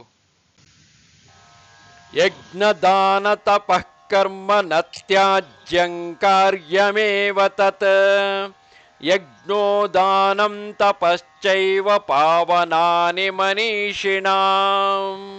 ಯಜ್ಞ, ದಾನ ಮತ್ತು ತಪಸ್ಸು ರೂಪವಾದ ಕರ್ಮ ತ್ಯಜಿಸಲು ಯೋಗ್ಯವಾದುದಲ್ಲ. ಅಲ್ಲದೆ ಅದಾದರೂ ಅವಶ್ಯಕವಾದ ಕರ್ತವ್ಯವಾಗಿದೆ. ಏಕೆಂದರೆ ಯಜ್ಞ, ದಾನ ಮತ್ತು ತಪಸ್ಸು ಈ 3 ಕರ್ಮಗಳೇ ಬುದ್ಧಿವಂತರಾದ ಪುರುಷರನ್ನು ಪವಿತ್ರಗೊಳಿಸುವುದಾಗಿವೆ. ಪಥಿಕನು ಹೆಜ್ಜೆ ಹಾಕುವುದನ್ನು, ದಾರಿ ನಡೆಯುವುದನ್ನು ಬಿಡಬಾರದು. ಹಾಗೆಯೇ ಅವಶ್ಯಕವಾದ ಯಜ್ಞ, ದಾನ, ತಪಸ್ಸು ಈ ಕರ್ಮಗಳನ್ನು ಬಿಡಬಾರದು. ಕಳೆದು ಹೋದ ವಸ್ತುವು ಸಿಗುವವರೆಗೆ ಹುಡುಕಾಟ ಬಿಡುವುದಿಲ್ಲ. ಅಥವಾ ಹೊಟ್ಟೆ ತುಂಬದೆ ತನ್ನ ಮುಂದಿದ್ದ ಎಲೆಯನ್ನು ಸರಿಸಲಾಗುವುದಿಲ್ಲ. ಅಥವಾ ದಡಮುಟ್ಟುವ ಮೊದಲೇ ದೋಣಿಯನ್ನು ಬಿಡಲಾಗುವುದಿಲ್ಲ. ಅಥವಾ ಬಾಳೆಯ ಗೊನೆ ಬಿಡದೆ ಬಾಳೆಯ ಮರವನ್ನು ಕತ್ತರಿಸಲಾಗುವುದಿಲ್ಲ. ಇಲ್ಲವೇ ಇರಿಸಿದ ವಸ್ತುವು ಸಿಗುವವರೆಗೆ ದೀಪವನ್ನು ಆರಿಸಲಾಗುವುದಿಲ್ಲ. ಹಾಗೆಯೇ ಆತ್ಮಜ್ಞಾನದ ವಿಷಯದಲ್ಲಿ ದೃಢ ನಿಶ್ಚಯವಾಗುವವರೆಗೆ ಯಜ್ಞಾದಿ ಕರ್ಮಗಳನ್ನು ಮಾಡಲು ಉದಾಸೀನ ಮಾಡಬಾರದು. ತನ್ನ ಅಧಿಕಾರಕ್ಕನುಸಾರವಾಗಿ ಯಜ್ಞ, ದಾನ, ತಪಸ್ಸು ಇವುಗಳನ್ನು ಮೇಲಿಂದ ಮೇಲೆ ವಿಧಿವತ್ತಾಗಿ ಆಚರಿಸಲೇಬೇಕು. ನಡೆಯುವುದರಲ್ಲಿ ತ್ವರೆ ಮಾಡುವವನಿಗೆ, ಅವಸರ ಮಾಡುವವನಿಗೆ ಆ ತ್ವರೆಯು ವಿಶ್ರಾಂತಿ ಪಡೆಯಲು ಉಪಯೋಗವಾಗುವುದು. ಹಾಗೆಯೇ ಕರ್ಮಗಳನ್ನು ಹೆಚ್ಚಾಗಿ ಆಚರಿಸುವುದು ಕರ್ಮ ತ್ಯಾಗಕ್ಕೆ ಉಪಯೋಗಿಯಾಗುವುದು. ರೋಗಿಯಾದವನು ಔಷಧ ಸೇವನೆಯಲ್ಲಿ ಹೆಚ್ಚೆಚ್ಚು ಉದ್ಯುಕ್ತನಾದಂತೆ ರೋಗದಿಂದ ಬೇಗನೆ ಮುಕ್ತನಾಗುವನು. ಹಾಗೆಯೇ ಕರ್ಮಗಳನ್ನು ವಿಧಿವತ್ತಾಗಿ ಬೇಗನೆ ಮಾಡುವವನ ರಜಸ್ಸು, ತಮಸ್ಸು ಗುಣಗಳು ಸಮೂಲವಾಗಿ ಇಲ್ಲವಾಗುವವು. ಅಥವಾ ಬಂಗಾರವನ್ನು ಮೇಲಿಂದ ಮೇಲೆ ಪುಟಕ್ಕಿಟ್ಟರೆ ಅದರ ಕಲ್ಮಶಗಳು ಹೋಗಿ ಶುದ್ಧವಾಗುತ್ತವೆ. ಹಾಗೆಯೇ ನಿಷ್ಠೆಯಿಂದ ಕರ್ಮಗಳನ್ನು ಆಚರಿಸಿದರೆ ಅವು ರಜ, ತಮೋ ಗುಣಗಳನ್ನು ನಾಶ ಮಾಡಿ ಸತ್ವಶುದ್ಧಿಯ ದರ್ಶನ ಮಾಡಿಸುವವು. ಆದ್ದರಿಂದ ಅರ್ಜುನನೇ, ಸತ್ವಶುದ್ಧಿಯು ಪ್ರಾಪ್ತವಾಗಲು ಸತ್ಕರ್ಮಗಳೇ ತೀರ್ಥದ ಯೋಗ್ಯತೆ ಪಡೆಯುವವು. ತೀರ್ಥಗಳಿಂದ ಹೊರಗಿನ ಕೊಳೆಯ ಕ್ಷಾಲನೆಯಾಗುತ್ತದೆ. ಕರ್ಮಗಳಿಂದ ಒಳಗಿನ ಮಲಗಳು ಇಲ್ಲವಾಗುತ್ತವೆ. ಒಟ್ಟಾರೆ ಸತ್ಕರ್ಮಗಳೇ ಚಿತ್ತಶುದ್ಧಿಯ ತೀರ್ಥಗಳಾಗಿವೆ. ಬಾಯಾರಿದ ಮನುಷ್ಯನಿಗೆ ಮರುಭೂಮಿಯಲ್ಲಿ ಅಮೃತ ಝರಿಯು ದೊರಕಿದಂತೆ, ಅಥವಾ ಕುರುಡನ ಕಣ್ಣುಗಳಲ್ಲಿ ಸೂರ್ಯನ ತೇಜವು ಬಂದಂತೆ, ಮುಳುಗುವವನಿಗೆ ರಕ್ಷಿಸಲು ನದಿಯೇ ಧಾವಿಸಿ ಬಂದಂತೆ, ಮುಗ್ಗರಿಸಿದವನಿಗೆ ಪೃಥ್ವಿಯೇ ಹಿಡಿದುಕೊಂಡಂತೆ, ಅಥವಾ ಸಾಯುವವನಿಗೆ ಮೃತ್ಯುವೇ ಆಯುಷ್ಯ ವೃದ್ಧಿ ಮಾಡಿದಂತೆ, ಕರ್ಮಗಳಿಂದ ಮುಮುಕ್ಷುವಿಗೆ ಆಗುವ ಪೀಡೆಯನ್ನು ಕರ್ಮಗಳೇ ದೂರ ಮಾಡುವವು. ಅಥವಾ ಅರ್ಜುನ, ರಸಶಾಸ್ತ್ರವನ್ನು ಬಲ್ಲ ವೈದ್ಯನು ವಿಷವನ್ನೇ ಅಮೃತವನ್ನಾಗಿಸಿ ಸಾಯುವವನನ್ನು ಬದುಕಿಸಿದಂತೆ, ಧನಂಜಯನೇ, ಯುಕ್ತಿಯಿಂದ ಕರ್ಮಗಳನ್ನು ಆಚರಿಸಿದರೆ ಅವು ಬಾಧಕಗಳಾಗಿದ್ದರೂ ಮುಕ್ತರಾಗಿಸಲು ಕಾರಣೀಭೂತವಾಗುತ್ತವೆ. ಅರ್ಜುನ, ಕರ್ಮದಿಂದಲೇ ಕರ್ಮಗಳ ನಾಶವಾಗುವಂತಹ ಯುಕ್ತಿಯನ್ನು ನಿನಗೆ ಚೆನ್ನಾಗಿ ಹೇಳುವೆನು, ಕೇಳು.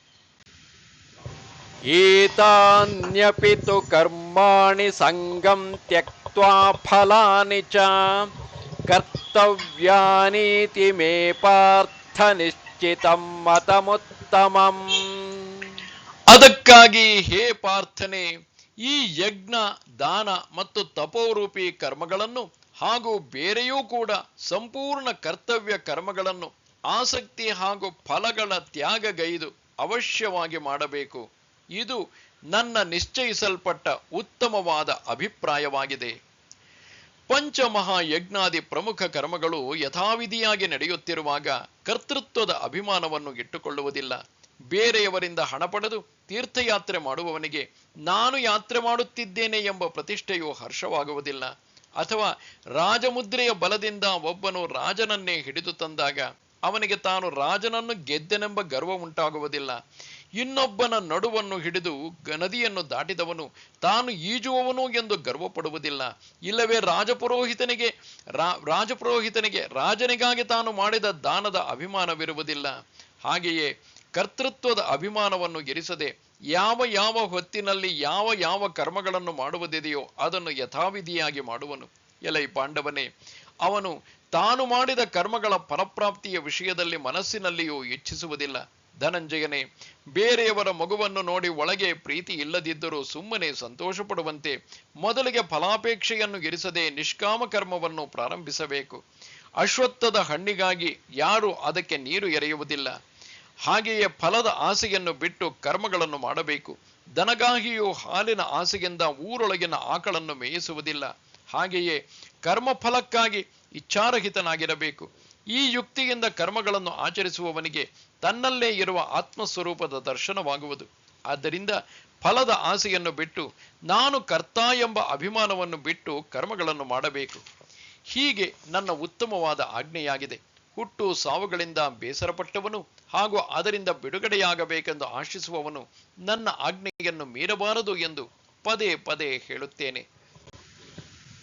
ನಿಯತಸ್ಯ ತು ಸನ್ಯಾಸಃ ಕರ್ಮಣೋ ನೋಪಪದ್ಯತೆ ಮೋಹಾತ್ತಸ್ಯ ಪರಿತ್ಯಾಗಃ ತಾಮಸಃ ಪರಿಕೀರ್ತಿತಃ. ನಿಷಿದ್ಧ ಮತ್ತು ಕಾಮ್ಯ ಕರ್ಮಗಳನ್ನಾದರೂ ಸ್ವರೂಪದಿಂದ ತ್ಯಾಗ ಮಾಡುವುದು ಉಚಿತವೇ ಆಗಿದೆ. ಆದರೆ ನಿಯತ ಕರ್ಮವನ್ನು ಸ್ವರೂಪದಿಂದ ತ್ಯಜಿಸುವುದು ಉಚಿತವಾದುದಲ್ಲ. ಅದಕ್ಕಾಗಿ ಮೋಹದ ಕಾರಣ ಅದನ್ನು ತ್ಯಾಗ ಮಾಡಿಬಿಡುವುದು ತಾಮಸ ತ್ಯಾಗವೆಂದು ಹೇಳಲಾಗಿದೆ. ಒಬ್ಬ ಮನುಷ್ಯನು ಕತ್ತಲೆಯಲ್ಲಿ ನಡೆಯುವಾಗ ಮುಗ್ಗರಿಸಿ ಬಿದ್ದಾಗ ಸಿಟ್ಟುಗೊಂಡು ಬೆರಳುಗಳ ಉಗುರುಗಳಿಂದ ಕಣ್ಣುಗಳನ್ನು ಚುಚ್ಚಿಕೊಂಡನಂತೆ. ಕರ್ಮಗಳು ಕರ್ಮಬಂಧನಕ್ಕೆ ಕಾರಣವೆಂದು ಅವುಗಳ ಮೇಲೆ ಸಿಟ್ಟಾಗಿ ಎಲ್ಲವನ್ನೂ ತೊರೆದು ಬಿಡುವನು.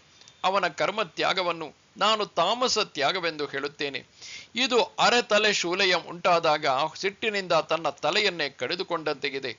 ಅಯ್ಯ, ದಾರಿಯು ಕೆಟ್ಟದಾಗಿದ್ದರೂ ಅದನ್ನು ಕಾಲುಗಳಿಂದಲೇ ನಡೆದು ಮುಗಿಸಬೇಕಾಗುವುದು. ಆದರೆ ಆ ಕೆಟ್ಟ ದಾರಿಗಾಗಿ ಕಾಲುಗಳನ್ನೇ ಕತ್ತರಿಸಿ ಬಿಡಬೇಕೇ?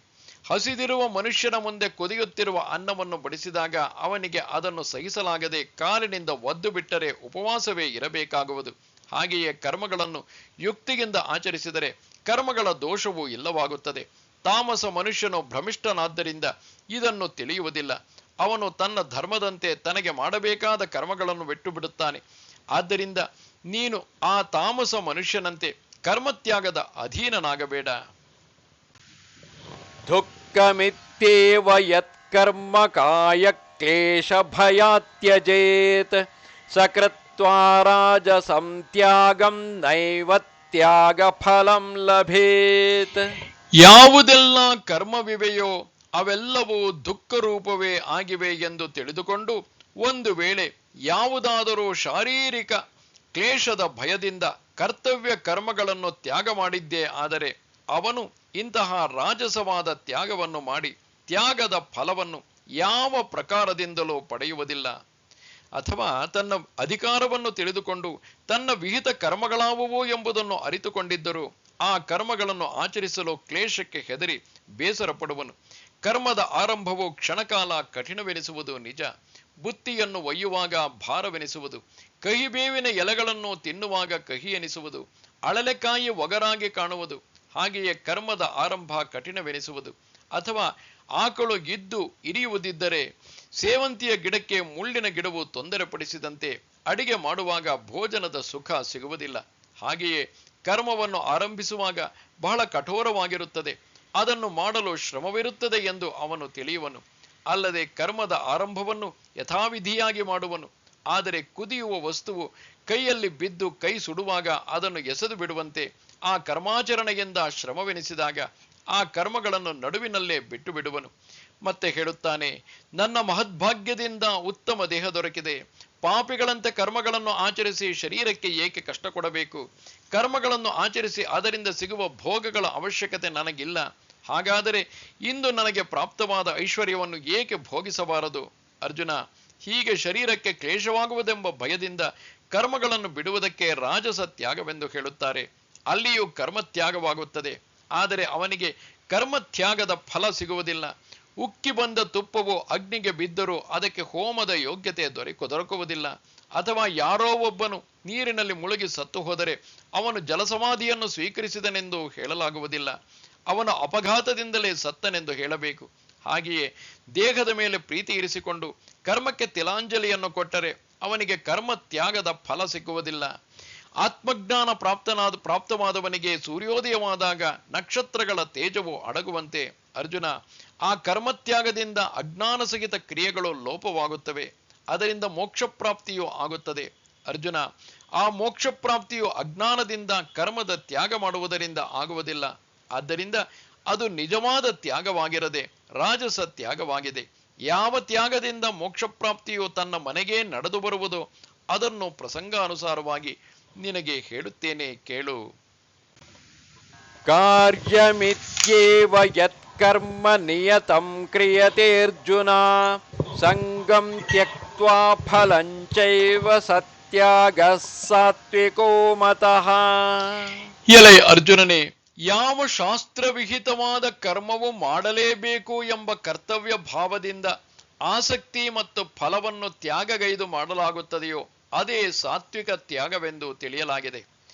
ತನ್ನ ಅಧಿಕಾರಕ್ಕನುಸಾರವಾಗಿ ತನ್ನ ಭಾಗಕ್ಕೆ ಬಂದ ಕರ್ಮಗಳನ್ನು ಸಾಹಿತ್ಯದೊಂದಿಗೆ ಯಥಾವಿಧಿಯಾಗಿ ಗೌರವದಿಂದ ಆಚರಿಸಬೇಕು. ಆದರೆ ಈ ಕರ್ಮವನ್ನು ನಾನು ಮಾಡುತ್ತಿರುವೆ ಎಂಬ ನೆನಪು ಕೂಡ ಮನಸ್ಸಿನಲ್ಲಿ ಆಗಬಾರದು. ಹಾಗೆಯೇ ಫಲದ ಆಸೆಗೂ ನೀರು ಬಿಟ್ಟು ಬಿಡಬೇಕು. ಅರ್ಜುನ, ನೋಡು, ತಾಯಿಯನ್ನು ಅವಜ್ಞೆ ಮಾಡಿ ಆಕೆಯ ವಿಷಯದಲ್ಲಿ ಮನಸ್ಸಿನಲ್ಲಿ ಕಾಮವಾಸನೆ ಉಂಟಾದರೆ ಇವೆರಡು ನರಕದ ಪ್ರಾಪ್ತಿಗೆ ಕಾರಣವಾಗುತ್ತವೆ. ಆದ್ದರಿಂದ ಇವೆರಡನ್ನು ವರ್ಜಿಸಿ ತಾಯಿಯ ಸೇವೆ ಮಾಡಬೇಕು. ಆಕಳಿನ ಮುಖವು ಅಪವಿತ್ರವೆಂದು ಗೋವಿನ ಸರ್ವಾಂಗವನ್ನು ತ್ಯಾಗ ಮಾಡುವುದೇ? ತನಗೆ ಇಷ್ಟವಾದ ಮಾವಿನ ಹಣ್ಣಿನಲ್ಲಿ ಸಿಪ್ಪೆ, ಗೊರಟು ಇವುಗಳಲ್ಲಿ ರಸವಿಲ್ಲ, ಇವೆರಡೂ ದುರ್ಗುಣಗಳು ಅದರಲ್ಲಿವೆ ಎಂದು ಮಾವಿನ ಹಣ್ಣನ್ನು ಯಾರಾದರೂ ಬಿಸುಡುವರೇ? ಹಾಗೆಯೇ ಕರ್ಮ ಮಾಡಿದ ಅಭಿಮಾನ ಮತ್ತು ಕರ್ಮ ಫಲದ ಇಚ್ಛೆ ಇವೆರಡಕ್ಕೆ ಬಂಧನವೆಂದು ಹೆಸರಿದೆ. ಆದ್ದರಿಂದ ತಂದೆಯಾದವನು ತನ್ನ ಮಗಳ ವಿಷಯದಲ್ಲಿ ಇಚ್ಛೆಗೆ ನೆಡುವುದಿಲ್ಲ. ಹಾಗೆಯೇ ವಿಹಿತ ಕರ್ಮಗಳನ್ನು ಆಚರಿಸಿ ಇವೆರಡರ ವಿಷಯದಲ್ಲಿ ಇಚ್ಛೆಯನ್ನು ಇಡದವನಿಗೆ ದುಃಖಗಳು ಆಗಲಾರವು. ಈ ತ್ಯಾಗರೂಪ ವೃಕ್ಷವು ಎಲ್ಲ ವೃಕ್ಷಗಳಲ್ಲಿ ಶ್ರೇಷ್ಠವಾಗಿದ್ದು ಇದಕ್ಕೆ ಮೋಕ್ಷ ರೂಪವಾದ ದೊಡ್ಡ ದೊಡ್ಡ ಫಲಗಳು ಬಿಡುವವು. ಆದ್ದರಿಂದ ಜಗತ್ತಿನಲ್ಲೆಲ್ಲ ಇದು ಸಾತ್ವಿಕ ತ್ಯಾಗವೆಂದು ಪ್ರಸಿದ್ಧಿಯಿದೆ. ಇನ್ನು ಗಿಡದ ಬೀಜವನ್ನು ಹುರಿದು ಗಿಡವನ್ನು ನಿರ್ವಂಶಗೊಳಿಸಿದಂತೆ ಅವನು ಫಲವನ್ನು ತ್ಯಜಿಸಿ ಕರ್ಮ ತ್ಯಾಗವನ್ನು ಮಾಡುವನು. ಪರಶುಮಣಿಯು ಸ್ಪರ್ಶವಾದಾಕ್ಷಣ ಕಬ್ಬಿಣದ ಕಲಂಕ ಮತ್ತು ಬಣ್ಣ ಬದಲಾಗುವಂತೆ ಕರ್ಮ ಕರ್ತೃತ್ವದ ಅಭಿಮಾನ ಮತ್ತು ಕರ್ಮ ಫಲೇಚ್ಛೆ ಇವೆರಡನ್ನು ತ್ಯಾಗ ಮಾಡಿದಾಗ ರಜ ಮತ್ತು ತಮ ಎರಡೂ ತ್ಯಾಗಗಳು ಇಲ್ಲವಾಗುತ್ತವೆ. ಮತ್ತೆ ಶುದ್ಧ ಸತ್ವದಿಂದ ಆತ್ಮಬೋಧದ ಬೆಳಕಾಗಿ ಸಂಧ್ಯಾಕಾಲದಲ್ಲಿ ಮರೀಚಿಕೆಯು ತಾನಾಗಿ ಇಲ್ಲವಾಗುವಂತೆ ಅಥವಾ ಆಕಾಶದ ಪೊಳ್ಳುತನ ಎಲ್ಲಿಯೂ ಕಾಣಿಸದಿರುವಂತೆ ಅವರ ಬುದ್ಧ್ಯಾದಿಗಳ ಮುಂದೆ ಜಗತ್ತಿನ ಇಷ್ಟು ದೊಡ್ಡ ಮಿಥ್ಯಾಭಾಸವು ಕಾಣುವುದಿಲ್ಲ. ನ ದ್ವೇಷ್ಟ್ಯ ಕುಶಲಂ ಕರ್ಮ ಕುಶಲೇನಾನುಷಜ್ಯತೆ ತ್ಯಾಗಿ ಸತ್ವ ಸಮಾವಿಷ್ಟ ಮೇಧಾವಿ ಛಿನ್ನ ಸಂಶಯ. ಯಾವ ಮನುಷ್ಯನು ಅಕುಶಲ ಕರ್ಮವನ್ನು ದ್ವೇಷಿಸುವುದಿಲ್ಲವೋ ಮತ್ತು ಕುಶಲ ಕರ್ಮದಲ್ಲಿ ಆಸಕ್ತನಾಗುವುದಿಲ್ಲವೋ ಅಂತಹ ಶುದ್ಧವಾದ ಕರ್ಮದಲ್ಲಿ ಸತ್ವಗುಣದಿಂದ ಯುಕ್ತನಾದ ಪುರುಷನು ಸಂಶಯರಹಿತ, ಬುದ್ಧಿವಂತ ಮತ್ತು ನಿಜವಾದ ತ್ಯಾಗಿಯೂ ಆಗಿದ್ದಾನೆ. ಅದರಂತೆ ಪೂರ್ವ ಕರ್ಮಾನುಸಾರ ಉಂಟಾಗುವ ಒಳ್ಳೆಯ ಮತ್ತು ಕೆಟ್ಟ ಕರ್ಮಗಳು ಆಕಾಶದಲ್ಲಿ ಮೋಡಗಳು ಕಾಣಿಸಿಕೊಂಡು ಇಲ್ಲವಾಗುವಂತೆ ಅರ್ಜುನ, ಅವನ ದೃಷ್ಟಿಯಲ್ಲಿ ಎಲ್ಲ ಕರ್ಮಗಳು ನಿರ್ದೋಷವಾಗುವವು. ಆದ್ದರಿಂದ ಆಗುವ ಸುಖ ದುಃಖಗಳ ಗೊಂದಲ ಅವನಿಗಿರುವುದಿಲ್ಲ. ಇದು ಶುಭವಾಗಿದೆ ಎಂದು ತಿಳಿದು ಆ ಕರ್ಮದ ಕುರಿತು ಹರ್ಷಪಡುವುದಿಲ್ಲ. ಇದು ಅಶುಭವಾಗಿದೆ ಎಂದು ದ್ವೇಷಿಸುವುದಿಲ್ಲ. ನಿದ್ದೆಯಿಂದ ಎಚ್ಚೆತ್ತಿರುವವನು ಸ್ವಪ್ನದಲ್ಲಿ ಕಂಡ ಸುಖ ದುಃಖಗಳನ್ನು ಎಣಿಸುವುದಿಲ್ಲ. ಹಾಗೆಯೇ ಇವರ ಮನಸ್ಸಿನಲ್ಲಿ ಶುಭ ಅಥವಾ ಅಶುಭ ಎಂಬ ಸಂಶಯವೇ ಇರುವುದಿಲ್ಲ. ಆದ್ದರಿಂದ ಅರ್ಜುನ, ಕರ್ಮ ಮತ್ತು ಕರ್ತ ಎಂಬ ಈ ದ್ವೈತ ಭಾವದ ಗೊಡವೆಯೇ ಅವನಿಗಿರುವುದಿಲ್ಲ. ಇದಕ್ಕೆ ಸಾತ್ವಿಕ ತ್ಯಾಗವೆಂದು ಹೇಳುತ್ತಾರೆ. ಪಾರ್ಥ, ಹೀಗೆ ಕರ್ಮದ ತ್ಯಾಗ ಮಾಡಿದಾಗ ಕರ್ಮ ತ್ಯಾಗವಾಗುವುದು. ಆದರೆ ಇದಕ್ಕೆ ಹೊರತಾದ ತ್ಯಾಗಗಳಿಂದ ಹೆಚ್ಚಿನ ಬಂಧನದಲ್ಲಿ ಬೀಳುವುದು. ನಹಿ ದೇಹ ಭೃತಾ ಶಕ್ಯಂ ತ್ಯಕ್ತುಂ ಕರ್ಮಾಣ್ಯಶೇಷತಃ ಯಸ್ತು ಕರ್ಮ ಫಲತ್ಯಾಗಿ ಸತ್ಯಾಗೀತ್ಯಭಿಧೀಯತೆ. ಏಕೆಂದರೆ ಶರೀರಧಾರಿಯಾದ ಯಾವುದೇ ಮನುಷ್ಯನ ಮೂಲಕ ಸಂಪೂರ್ಣವಾಗಿ ಕರ್ಮಗಳೆಲ್ಲ ತ್ಯಾಗ ಮಾಡಲ್ಪಡುವುದು ಸಾಧ್ಯವಾಗುವುದಿಲ್ಲ. ಆದ ಕಾರಣ ಯಾರು ಕರ್ಮ ಫಲತ್ಯಾಗಿಯಾಗಿದ್ದಾನೋ ಅವನೇ ತ್ಯಾಗಿಯಾಗಿದ್ದಾನೆ ಎಂದು ಹೇಳಲಾಗುತ್ತದೆ. ಅರ್ಜುನ, ದೇಹವು ಪ್ರಾಪ್ತವಾಗಿದ್ದಾಗ ಕರ್ಮ ಮಾಡಲು ಬೇಸರಿಸುವವರು ಮೂರ್ಖರೇ ಆಗಿದ್ದಾರೆ. ಮಣ್ಣಿನ ಕುರಿತು ಬೇಸರ ಮಾಡಿ ಮಡಕೆ ಏನು ಮಾಡೀತು? ಬಟ್ಟೆಗೆ ನೂಲಿನ ಸಂಬಂಧವನ್ನು ಹೇಗೆ ಬಿಡಲಾದೀತು? ಹಾಗೆಯೇ ಅಗ್ನಿತತ್ವವು ಶರೀರದಲ್ಲಿರುವ ಅಗ್ನಿಗೆ ಉಷ್ಣತೆಯು ಬೇಸರ ಮಾಡಲಾದೀತೆ? ಅಥವಾ ದೀಪವು ತನ್ನ ಬೆಳಕನ್ನು ದ್ವೇಷಿಸೀತೆ? ಇಂಗಿಗೆ ತನ್ನ ವಾಸನೆಯು ಕಷ್ಟವಾದರೂ ಅದು ಸುಗಂಧವನ್ನು ಎಲ್ಲಿಂದ ತರುವುದು? ಅಥವಾ ದ್ರವತ್ವ ಬಿಟ್ಟು ನೀರು ಎಲ್ಲಿರಬೇಕು? ಹಾಗೆಯೇ ಶರೀರದ ಅವಸ್ಥೆಯಲ್ಲಿ ಮನುಷ್ಯನು ಇರುವವರೆಗೆ ಕರ್ಮತ್ಯಾಗದ ಹುಚ್ಚು ಏನು ಉಪಯೋಗವಾದೀತು? ತಾನು ಹಚ್ಚಿಕೊಂಡ ನಾಮವು ಓರೆಯಾದರೆ ಒರೆಸಿ ಬಿಡಬಹುದು. ಆದರೆ ಹಣೆಬರಹವನ್ನು ಸರಿ ಮಾಡಲಾದೀತೆ? ಅಥವಾ ಹಣೆಯೇ ಡೊಂಕಾಗಿದ್ದರೆ ಸರಿಪಡಿಸಲಾದೀತೆ? ಅದರಂತೆ ವಿಹಿತ ಕರ್ಮದ ಆಧಾರವನ್ನು ಸ್ವತಃ ತಾನೇ ಮಾಡುವನು. ಅದನ್ನು ತ್ಯಾಗ ಮಾಡಬಹುದು, ಆದರೆ ಅದರಿಂದ ಕರ್ಮ ತ್ಯಾಗವಾಗಲಾರದು. ಕಾರಣ ಶರೀರವು ಕರ್ಮರೂಪವೇ ಆಗಿರುವುದರಿಂದ ಕರ್ಮವನ್ನು ಹೇಗೆ ಬಿಡಬಹುದು? ಏಕೆಂದರೆ ಮನುಷ್ಯನು ಮಲಗಿದ್ದರೂ ಶ್ವಾಸೋಚ್ಛ್ವಾಸ ರೂಪವಾದ ಕರ್ಮವು ನಡೆದೇ ಇರುತ್ತದೆ. ಅರ್ಥಾತ್ ತಾನು ಏನನ್ನೂ ಮಾಡದಿದ್ದರೂ ಅದು ಆಗಿಯೇ ಆಗುವುದು. ಈ ಶರೀರದ ನಿಮಿತ್ತದಿಂದ ಕರ್ಮವು ಬೆನ್ನಿಗೆ ಬಿದ್ದಿದೆ ಮತ್ತು ಜೀವಂತವಾಗಿರುವಾಗಲೂ ಸತ್ತಾಗಲೂ ಕರ್ಮವು ನಿಲ್ಲುವುದಿಲ್ಲ. ನೋಡು, ಈ ಕರ್ಮದ ತ್ಯಾಗ ಮಾಡುವ ಪ್ರಕಾರ ಹೀಗಿದೆ. ಕರ್ಮಗಳನ್ನು ಮಾಡುತ್ತಾ ಇರುವಾಗ ಫಲೇಚ್ಛೆಗೆ ಅಧೀನನಾಗದಿರುವುದೊಂದೇ ಇರುವುದು. ಕರ್ಮದ ಫಲವನ್ನು ಈಶ್ವರಾರ್ಪಣ ಮಾಡಿದಾಗ ಅವನ ಪ್ರಸಾದದಿಂದ ಜ್ಞಾನ ಉಂಟಾಗುತ್ತದೆ.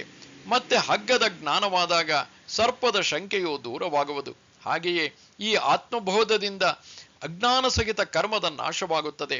ಪಾರ್ಥ, ಈ ರೀತಿಯಿಂದ ಕರ್ಮತ್ಯಾಗ ಮಾಡಿದಾಗಲೇ ಅದು ನಿಜವಾದ ತ್ಯಾಗವಾಗುವುದು. ಆದ್ದರಿಂದ ಜಗತ್ತಿನಲ್ಲಿ ಸಾತ್ವಿಕ ತ್ಯಾಗದ ಯುಕ್ತಿಯಿಂದ ತ್ಯಾಗ ಮಾಡುವವನನ್ನೇ ಕರ್ಮತ್ಯಾಗಿ ಎಂದು ಹೇಳಬೇಕು. ಇಲ್ಲದಿದ್ದರೆ ಮೂರ್ಛೆ ಬಂದ ರೋಗಿಯು ವಿಶ್ರಾಂತಿ ಪಡೆಯುತ್ತಾನೆಂದು ಹೇಳಿದಂತಾಗುವುದು. ಹಾಗೆಯೇ ಒಂದು ಕರ್ಮವನ್ನು ಮಾಡುವಾಗ ಬೇಸರವಾದರೆ ವಿಶ್ರಾಂತಿಗಾಗಿ ಇನ್ನೊಂದು ಕರ್ಮವನ್ನು ಆರಂಭಿಸುವನು. ಇದು ದೊಣ್ಣೆಯಿಂದಾದ ನೋವನ್ನು ಗುದ್ದಿ ಕಡಿಮೆ ಮಾಡಿದಂತೆ ಇದೆ.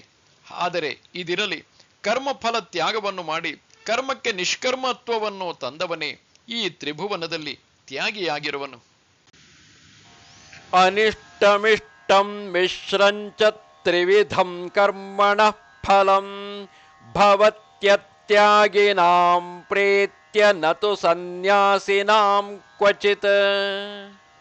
ಕರ್ಮ ಫಲವನ್ನು ತ್ಯಾಗ ಮಾಡದಿರುವ ಮನುಷ್ಯರ ಕರ್ಮಗಳಾದರೂ ಒಳ್ಳೆಯ, ಕೆಟ್ಟ ಮತ್ತು ಮಿಶ್ರವಾದ ಹೀಗೆ 3 ವಿಧವಾದ ಫಲಗಳು ಮರಣಾನಂತರ ಅವಶ್ಯವಾಗಿ ಉಂಟಾಗುತ್ತವೆ.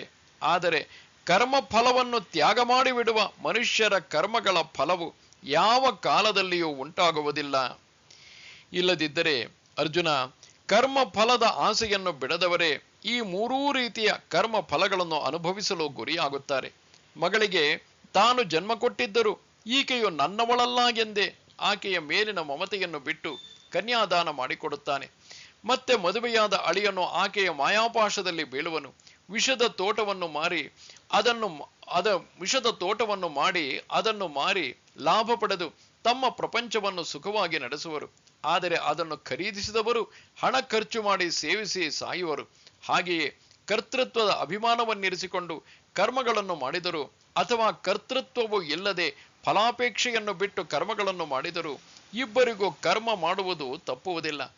ದಾರಿಯಲ್ಲಿ ಹಣ್ಣಾದ ವೃಕ್ಷದ ಫಲಗಳನ್ನು ಆಶೆ ಬಿಡು ಮಾಡುವವನಿಗೆ ಮಾತ್ರ ಅವು ಬಾಧಕವಾಗುತ್ತವೆ. ಹಾಗೆಯೇ ಕರ್ಮ ಫಲಗಳನ್ನು ಬಯಸುವವನಿಗೆ ಅವು ಬಾಧಕವಾಗುತ್ತವೆ. ಆದರೆ ಕರ್ಮ ಮಾಡಿಯೂ ಅದರ ಫಲವನ್ನು ಇಚ್ಛಿಸದವನು ಜನ್ಮ ಮರಣಗಳಿಂದ ಮುಕ್ತನಾಗುವನು. ಏಕೆಂದರೆ ಈ ಜಗತ್ತು 3 ಪ್ರಕಾರದ ಕರ್ಮ ಫಲವೇ ಆಗಿದೆ. ದೇವರು, ಜಂಗಮ ಅಂದರೆ ಮನುಷ್ಯ ಮತ್ತು ಸ್ಥಾವರ ಇವುಗಳಿಗೆ ಜಗತ್ತು ಎಂದು ಹೇಳುತ್ತಾರೆ. ಮತ್ತು ಇವು 3 ಪ್ರಕಾರಗಳು ಕರ್ಮ ಫಲದಿಂದಲೇ ಉಂಟಾಗಿವೆ. ಒಂದು ಅನಿಷ್ಟ ಪ್ರತಿಕೂಲ, ಮತ್ತೊಂದು ಕೇವಲ ಇಷ್ಟ ಅನುಕೂಲ, ಮೂರನೆಯದು ಇಷ್ಟಾನಿಷ್ಟ ಮಿಶ್ರ. ಇವೇ ಆ 3 ಕರ್ಮಗಳಾಗಿವೆ. ಆದರೆ ವಿಷಯಾಸಕ್ತರಾದವರು ಅವಿಧಿಯನ್ನು ಅಂಗೀಕರಿಸಿ ನಿಷಿದ್ಧ ಕರ್ಮದಲ್ಲಿ ಪ್ರವೃತ್ತರಾಗುತ್ತಾರೆ. ಮತ್ತೆ ಅದರಿಂದ ಕ್ರಿಮಿ ಕೀಟ ಅಥವಾ ಸ್ಥಾವರವಾದ ಕೆಟ್ಟ ಯೋನಿಗಳನ್ನು ಪಡೆಯುತ್ತಾರೆ. ಅದಕ್ಕೆ ಅನಿಷ್ಟ ಕರ್ಮ ಫಲವೆಂದು ಹೇಳುತ್ತಾರೆ. ಅಥವಾ ಸ್ವಧರ್ಮವನ್ನು ಗೌರವಿಸಿ ತಮ್ಮ ಅಧಿಕಾರಕ್ಕನುಸಾರವಾಗಿ ವೇದಗಳಲ್ಲಿ ಹೇಳಿದಂತೆ ಸತ್ಕರ್ಮಗಳನ್ನು ಮಾಡಿದಾಗ ಅರ್ಜುನ, ಇವರಿಗೆ ಇಂದ್ರಾದಿ ದೇವತೆಗಳ ಫಲವು ಪ್ರಾಪ್ತವಾಗುತ್ತದೆ. ಆ ಕರ್ಮ ಫಲಕ್ಕೆ ಪುಣ್ಯಕರ್ಮ ಇಷ್ಟವೆಂದು ಹೇಳುತ್ತಾರೆ. ಸಿಹಿ ಮತ್ತು ಹುಳಿಯನ್ನು ಒಂದುಗೂಡಿಸಿದಾಗ ಇದರಿಂದ ಒಂದು ರೀತಿಯ ಬೇರೆಯೇ ರುಚಿಯುಂಟಾಗುತ್ತದೆ. ಅಥವಾ ಪ್ರಾಣವಾಯುವು ಯೋಗಾಭ್ಯಾಸದಿಂದ ಕುಂಭಕವಾಗುವಂತೆ ಸತ್ಯ ಮತ್ತು ಅಸತ್ಯ ಇವುಗಳ ಐಕ್ಯವಾದಾಗ ಅದು ಅವೆರಡನ್ನು ಗೆಲ್ಲಲು ಕಾರಣವಾಗುತ್ತದೆ. ಆದ್ದರಿಂದ ಶುಭ ಮತ್ತು ಅಶುಭ ಕರ್ಮಗಳು ಸಮಭಾಗ ಬೆರೆತು ಉಂಟಾಗುವ ಕರ್ಮಗಳಿಂದ ಮನುಷ್ಯ ದೇಹದ ಲಾಭವಾಗುವುದೇ ಮಿಶ್ರ ಫಲವಾಗಿದೆ. ಹೀಗೆ ಈ ಜಗತ್ತಿನಲ್ಲಿ 3 ವಿಧದ ಕರ್ಮ ಫಲಗಳಿವೆ. ಈ ಕರ್ಮ ಫಲಗಳನ್ನು ಆಶಿಸುವವರು ಹುಟ್ಟು ಸಾವಿನ ಚಕ್ರದಲ್ಲಿ ಬೀಳುವರು. ನಾಲಿಗೆಗೆ ಸಹಿಸಲಾರದಷ್ಟು ಖಾರವಾದ ಪದಾರ್ಥಗಳನ್ನು ತಿನ್ನುವಾಗ ಸಂತೋಷವಾಗುವವರಿಗೆ ಕೆಟ್ಟ ಪರಿಣಾಮ ಉಂಟಾಗಿ ಅವಶ್ಯವಾಗಿ ಸಾವು ಬರಬಹುದು. ಕಾಡು ಸಿಗುವವರೆಗೆ ಜೊತೆಗಿರುವ ಕಳ್ಳನ ಸ್ನೇಹ ಒಳ್ಳೆಯದು, ಅಥವಾ ಅಂಗಸಂಗವಾಗುವವರೆಗೆ ವೇಶ್ಯೆಯು ಒಳ್ಳೆಯವಳೆ. ಹಾಗೆಯೇ ದೇಹದಲ್ಲಿ ಇರುವವರೆಗೆ ಕರ್ಮಗಳನ್ನು ಮಾಡುತ್ತಾ ಕರ್ತೃತ್ವದ ಗರ್ವವನ್ನು ಪಡೆಯುವನು. ಆದರೆ ಕೊನೆಗೆ ಸತ್ತ ಬಳಿಕ ಒಂದೇ ಸಮನೆ ಕರ್ಮ ಫಲಗಳನ್ನು ಅನುಭವಿಸಬೇಕಾಗುತ್ತದೆ. ಬಲಿಷ್ಠವಾದ ಸಾಹುಕಾರನು ಸಾಲಗಾರನಲ್ಲಿ ಹೇಳಿದ ಸಮಯಕ್ಕೆ ಹಣ ಕೇಳಲು ಹೋದಾಗ ಏನು ಮಾಡಿದರೂ ಹಣ ಪಡೆಯದೇ ಇರಲಾರನು. ಹಾಗೆಯೇ ಪ್ರಾಣಿ ಮಾತ್ರರು ಮಾಡಿದ ಕರ್ಮದ ಫಲಗಳನ್ನು ಅನುಭವಿಸಲೇಬೇಕಾಗುವುದು. ತೆನೆಯಿಂದ ಧಾನ್ಯವು ಭೂಮಿಗೆ ಬಿದ್ದಾಗ ಪುನಃ ಅದು ತೆನೆಯಾಗುವುದು. ಹೀಗೆ ಪುನಃ ಬಿದ್ದು ಗಿಡವಾಗುವುದು. ಅದು ನಡೆಯುತ್ತಾ ಇರುತ್ತದೆ. ಹಾಗೆಯೇ ಉಪಭೋಗದ ಫಲವಾದ ಈ ಶರೀರವು ಫಲದ ಕೊನೆಯಲ್ಲಿ ಜನ್ಮ ಧರಿಸುವುದು. ದಾರಿ ನಡೆಯುವವನು ಒಂದೊಂದೇ ಹೆಜ್ಜೆಯನ್ನಿಡುತ್ತಾ ದಾರಿಯನ್ನು ಸವೆಸುತ್ತಾನೆ. ಹೊಳೆ ದಾಟುವ ದೋಣಿಯು ಯಾವ ದಡಕ್ಕೆ ಬಂದರೂ ಅದಕ್ಕೆ ಇನ್ನೊಂದು ದಡವು ಇದ್ದೇ ಇರುವುದು. ಅದರಂತೆ ಫಲಭೋಗಕ್ಕೆ ಕೊನೆಯೇ ಇಲ್ಲ. ಇಲ್ಲಿ ನೋಡು, ಸಾಧ್ಯ ಮತ್ತು ಸಾಧನೆ ಈ ಕ್ರಮದಿಂದ ಫಲ ಮತ್ತು ಫಲಭೋಗ ಬೆಳೆಯುತ್ತಾ ಹೋಗುವುದು. ಫಲೇಚ್ಛೆಯನ್ನು ತ್ಯಾಗ ಮಾಡದವರು ಹೀಗೆ ಸಂಸಾರದಲ್ಲಿ ಸಿಲುಕಿಕೊಳ್ಳುವರು. ಜಾಜಿ ಹೂವು ಅರಳಿದಾಕ್ಷಣವೇ ಬಾಡುವಂತೆಯೇ ಕರ್ಮವನ್ನು ಆರಂಭ ಮಾಡಿಯೂ ಕೇವಲ ಅಭಿಮಾನವನ್ನು ಬಿಟ್ಟು ಅವರು ಮಾಡದವರಂತೆ ಕರ್ಮ ಫಲದಿಂದ ಅಲಿಪ್ತರಾಗಿ ಇರುವರು. ಬಿತ್ತಲು ತೆಗೆದಿಟ್ಟ ಧಾನ್ಯವನ್ನು ದಿನಾಲೂ ತಿಂದು ಮುಗಿಸಿದರೆ ಮುಂದೆ ಬಿತ್ತನೆಯೇ ನಿಂತು ಹೋಗುವಂತೆ ಫಲದ ತ್ಯಾಗದಿಂದ ಕರ್ಮದಿಂದ ಉಂಟಾಗುವ ಜನ್ಮ ಮರಣಗಳು ನಿಂತು ಹೋಗುವವು. ಶುದ್ಧ ಸತ್ವದ ಸಹಾಯದಿಂದ ಗುರುಕೃಪಾ ರೂಪವಾದ ಅಮೃತದ ಸಿಂಚನದಿಂದ ಸಿದ್ಧವಾದ ಆತ್ಮಬೋಧದಿಂದ ದ್ವೈತದ ದೈನ್ಯವು ಎಲ್ಲವಾಗುತ್ತದೆ. ಮತ್ತೆ 3 ವಿಧದ ಫಲದಿಂದ ಉಂಟಾದ ಜಗತ್ತೆಲ್ಲವೂ ತಾನಾಗಿಯೇ ನಾಶವಾಗಿ ಹೋಗುವುದು. ಬಳಿಕ ಭೋಕ್ತ ಹಾಗೂ ಭೋಗ್ಯ ವಸ್ತುಗಳು ಲಯಗೊಳ್ಳುವವು. ವೀರ ಅರ್ಜುನನೇ, ಈ ವಿಧದಿಂದ ಜ್ಞಾನ ಪ್ರಮುಖ ಕರ್ಮ ಸನ್ಯಾಸವಾಗುವವರಿಗೆ ಫಲಭೋಗದಿಂದ ಉಂಟಾಗುವ ದುಃಖಗಳು ಆಗುವುದಿಲ್ಲ. ಮತ್ತು ಈ ಸನ್ಯಾಸದಿಂದ ನಿಜವಾದ ಆತ್ಮರೂಪಿ ದೃಷ್ಟಿಯು ತಲುಪಿದಾಗ ಕರ್ಮವು ಬೇರೆಯಾಗಿದೆ ಎಂದು ತೋರುವುದೇ. ಚಿತ್ರಗಳು ಬರೆದ ಗೋಡೆಯು ಬಿದ್ದು ಹೋದಾಗ ಚಿತ್ರಗಳು ಮಣ್ಣು ಪಾಲು ಆಗುವುದು. ಅಥವಾ ಬೆಳಗಾದ ಮೇಲೆ ರಾತ್ರಿಯ ಅಂಧಕಾರ ಕಾಣುವುದಿಲ್ಲ. ಆಕೃತಿಯೇ ಇಲ್ಲದಿದ್ದರೆ ನೆರಳು ಬೀಳುವುದಿಲ್ಲ. ಕನ್ನಡಿಯೇ ಇಲ್ಲದಿದ್ದಾಗ ಮುಖದ ಪ್ರತಿಬಿಂಬವು ಕಂಡೀತೆ. ನಿದ್ರೆಯು ಪೂರ್ಣವಾದಾಗ ಸ್ವಪ್ನವು ಹೇಗೆ ಬೀಳಬಲ್ಲದು? ಮತ್ತೆ ಸ್ವಪ್ನವನ್ನು ನಿಜ ಅಥವಾ ಸುಳ್ಳು ಎಂದು ಯಾರು ಹೇಳುವುದು? ಹಾಗೆಯೇ ಕರ್ಮ ಫಲದ ಸನ್ಯಾಸವಾದಾಗ ಮೂಲವಾದ ಅವಿದ್ಯೆಗೆ ಆಶ್ರಯವೇ ಸಿಗುವುದಿಲ್ಲ. ಮತ್ತೆ ಅದರಿಂದ ಉಂಟಾಗುವ ಫಲವನ್ನು ಯಾರು ತೆಗೆದುಕೊಳ್ಳುವುದು? ಯಾರಿಗೆ ಕೊಡುವುದು? ಆದ್ದರಿಂದ ಸನ್ಯಾಸವಾದ ಮೇಲೆ ಕರ್ಮದ ಮಾತು ಎಲ್ಲಿಂದ ಬರಬೇಕು? ಆದರೆ ತನ್ನ ದೇಹದಲ್ಲಿ ಅಜ್ಞಾನವು ವಾಸಿಸುತ್ತಿದ್ದರೆ ಕರ್ತೃತ್ವದ ಬಲದಿಂದ ಆತ್ಮನು ಒಳ್ಳೆಯ ಮತ್ತು ಕೆಟ್ಟ ಕರ್ಮಗಳನ್ನು ಮಾಡಲು ಪ್ರವೃತ್ತನಾದಾಗ ಹಾಗೂ ದೃಷ್ಟಿಯು ಭೇದದ ಐಶ್ವರ್ಯದಿಂದ ಕೂಡಿದಾಗ, ಅರ್ಜುನನೇ, ಆತ್ಮ ಮತ್ತು ಕರ್ಮ ಇವುಗಳಲ್ಲಿ ಪೂರ್ವ ಪಶ್ಚಿಮದಂತೆ ದ್ವೈತ ವಿಶೇಷವಿರುತ್ತದೆ. ಆಕಾಶ ಮತ್ತು ಮೋಡ, ಸೂರ್ಯ ಮತ್ತು ಮರೀಚಿಕೆ, ಪೃಥ್ವಿ ಮತ್ತು ವಾಯು ಇವುಗಳಲ್ಲಿ ಸಂಬಂಧವು ಕಂಡುಬಂದರೂ ಅವು ಬಹಳ ದೂರವಿರುವವು. ನದಿಯಲ್ಲಿ ನೀರನ್ನೇ ಹೊದ್ದುಕೊಂಡು ಬಂಡೆಯು ನೀರಲ್ಲೇ ಇರುವುದು, ಆದರೆ ಅವೆರಡರಲ್ಲಿ ಅತ್ಯಂತ ಭಿನ್ನತೆ ಇರುವುದು. ನೀರಿನಲ್ಲಿ ಪಾಚಿಯು ಇದ್ದರೂ ಬೇರೆಯೇ ಆಗಿರುತ್ತದೆ. ಕಾಡಿಗೆಗೆ ದೀಪದ ಸಂಬಂಧವಿರುತ್ತದೆ, ಆದರೂ ಕಾಡಿಗೆಗೆ ದೀಪವೆಂದು ಹೇಳುವರೇ? ಚಂದ್ರನಿಗೆ ಕಲಂಕ ಹತ್ತಿದರೂ ಅದು ಚಂದ್ರನಲ್ಲಿ ಐಕ್ಯವಾಗಿಲ್ಲ. ಹಾಗೆಯೇ ದೃಷ್ಟಿ ಮತ್ತು ಕಣ್ಣು ಇವುಗಳಲ್ಲಿ ಭೇದವಿರುತ್ತದೆ. ಅಥವಾ ದಾರಿ ಮತ್ತು ದಾರಿ ನಡೆಯುವವನು, ಪ್ರವಾಹ ಮತ್ತು ಅದರಲ್ಲಿ ಹರಿಯುವ ನೀರು, ಕನ್ನಡಿ ಮತ್ತು ಅದನ್ನು ನೋಡುವ ಮನುಷ್ಯ ಇವುಗಳಲ್ಲಿ ಭೇದವಿರುತ್ತದೆ. ಎಷ್ಟೇ ಪ್ರಮಾಣದಲ್ಲಿ ಆತ್ಮನಿಂದ ಕರ್ಮವು ಭಿನ್ನವಾಗಿರುವುದು, ಅಷ್ಟೇ ಪ್ರಮಾಣದಲ್ಲಿ ಆತ್ಮನಿಂದ ಕರ್ಮವು ಭಿನ್ನವಾಗಿರುವುದು. ಆದರೆ ಅರ್ಜುನ, ಅಜ್ಞಾನದಿಂದಾಗಿ ಎರಡೂ ಒಂದೇ ಇರುವಂತೆ ಕಾಣುತ್ತದೆ. ಸರೋವರದಲ್ಲಿರುವ ಕಮಲಗಳು ಅರಳಿ ಸೂರ್ಯೋದಯವಾಯಿತೆಂದು ತಿಳಿಸುತ್ತವೆ ಮತ್ತು ತಮ್ಮಲ್ಲಿರುವ ಮಕರಂದವನ್ನು ಭ್ರಮರಗಳಿಗೆ ಉಣಿಸುತ್ತವೆ. ಅದರಂತೆ ಆತ್ಮನಲ್ಲಿ ಇರುವ ಕರ್ಮಗಳು ಬೇರೆ ಕಾರಣಗಳಿಂದ ಮೇಲಿಂದ ಮೇಲೆ ಉಂಟಾಗುತ್ತವೆ. ಆ ಕಾರಣಗಳು 5 ಆಗಿದ್ದು ಅವುಗಳ ಲಕ್ಷಣಗಳನ್ನು ನಿನಗೆ ಹೇಳುತ್ತೇನೆ. ಪಂಚೈತಾನಿ ಮಹಾಬಾಹೋ ಕಾರಣಾನಿ ನಿಬೋಧ ಮೇ ಸಾಂಖ್ಯೇ ಕೃತಾಂತೆ ಪ್ರೋಕ್ತಾನಿ ಸಿದ್ಧಯೇ ಸರ್ವಕರ್ಮಣಾಂ. ಎಲೆ ಮಹಾಬಾಹುವೆ, ಸಂಪೂರ್ಣ ಕರ್ಮಗಳ ಸಿದ್ಧಿಗೆ ಈ 5 ಕಾರಣಗಳು ಕರ್ಮಗಳನ್ನು ಅಂತ್ಯಗೊಳಿಸುವುದಕ್ಕಾಗಿ ಉಪಾಯವನ್ನು ತಿಳಿಸುವ ಸಾಂಖ್ಯ ಶಾಸ್ತ್ರದಲ್ಲಿ ಹೇಳಲ್ಪಟ್ಟಿವೆ. ಅವುಗಳನ್ನು ನೀನು ನನ್ನಿಂದ ಚೆನ್ನಾಗಿ ತಿಳಿದುಕೋ. ಈ 5 ಕಾರಣಗಳನ್ನು ನೀನು ಎಲ್ಲಿಯಾದರೂ ತಿಳಿದಿರಬಹುದು, ಏಕೆಂದರೆ ಅವುಗಳ ವಿಷಯದಲ್ಲಿ ಶಾಸ್ತ್ರಗಳು ಕೈ ಎತ್ತಿ ವರ್ಣಿಸಿವೆ. ಅವು ವೇದರಾಜನ ರಾಜಧಾನಿಯಲ್ಲಿ ಸಾಂಖ್ಯ ವೇದಾಂತ ರೂಪವಾದ ಮಂದಿರದಲ್ಲಿ ನಿರೂಪಣಾರೂಪಿ ನೌಬತ್ತಿಯಿಂದ ಪ್ರಸಿದ್ಧವಾಗಿರುವವು. ಏಕೆಂದರೆ ಎಲ್ಲ ಕರ್ಮಗಳು ಸಿದ್ಧಿಯಾಗುವುದರಲ್ಲಿ ಈ ಜಗತ್ತಿನಲ್ಲಿ ಇವೇ 5 ಮುಖ್ಯವಾಗಿ ಅವಶ್ಯಕವಾಗಿವೆ. ಆದರೆ ಇವುಗಳೆಲ್ಲ ಆತ್ಮಕ್ಕೆ ಕಾರಣೀಭೂತವೆಂದು ತಿಳಿಯಬೇಡ. ಅರ್ಜುನ, ಹೀಗೆ ಡಂಗುರ ಸಾರಿದ್ದರಿಂದ ಎಲ್ಲೆಡೆ ಅವುಗಳ ಪ್ರಸಿದ್ಧಿಯಾಗಿದೆ. ಆದ್ದರಿಂದ ನಿನಗೂ ತಿಳಿದಿರಲಿ, ಉಪಯೋಗವಾಗುವುದು. ಜ್ಞಾನರೂಪವಾದ ನನ್ನಂತಹ ರತ್ನವೇ ನಿನ್ನ ಕೈಯಲ್ಲಿ ಇರುವಾಗ ಬೇರೆಯವರಿಂದ ಅದನ್ನು ಕೇಳುವ ಅವಶ್ಯಕತೆ ನಿನಗೇಕೆ ಬೇಕು? ತನ್ನ ಮುಂದೆ ಕನ್ನಡಿ ಇರುವಾಗ ನನ್ನ ರೂಪವು ಹೇಗಿದೆ ಎಂದು ಇತರರನ್ನು ವಿನಂತಿಸಬೇಕೇ? ಭಕ್ತನಾದವನು ಯಾವ ಭಾವದಿಂದ ಎಲ್ಲಿ ನೋಡುವನೋ ಅಲ್ಲಿ ಅದರಂತೆ ನಾನು ತೋರುವೆನು. ಇಂತಹ ನಾನು ನಿನ್ನ ಆಟದ ಗೊಂಬೆಯಾಗಿರುವೆನು, ಹಸ್ತಗತನಾಗಿರುವೆನು. ಹೀಗೆ ಪ್ರೇಮದ ಭರದಲ್ಲಿ ದೇವನು ಹೇಳುತ್ತಿರುವಾಗ ಅವನಿಗೆ ಎಚ್ಚರವೇ ಇರಲಿಲ್ಲ. ಈ ಕಡೆ ಪಾರ್ಥನು ಆನಂದದಲ್ಲಿ ಮುಳುಗಿ ಹೋದನು. ಪೌರ್ಣಿಮೆಯ ಬೆಳದಿಂಗಳಲ್ಲಿ ಚಂದ್ರಕಾಂತ ಮಣಿಯ ಪರ್ವತವೇ ಇದ್ದರೂ ಅದು ಕರಗಿ ಸರೋವರವೇ ಆಗುವುದು.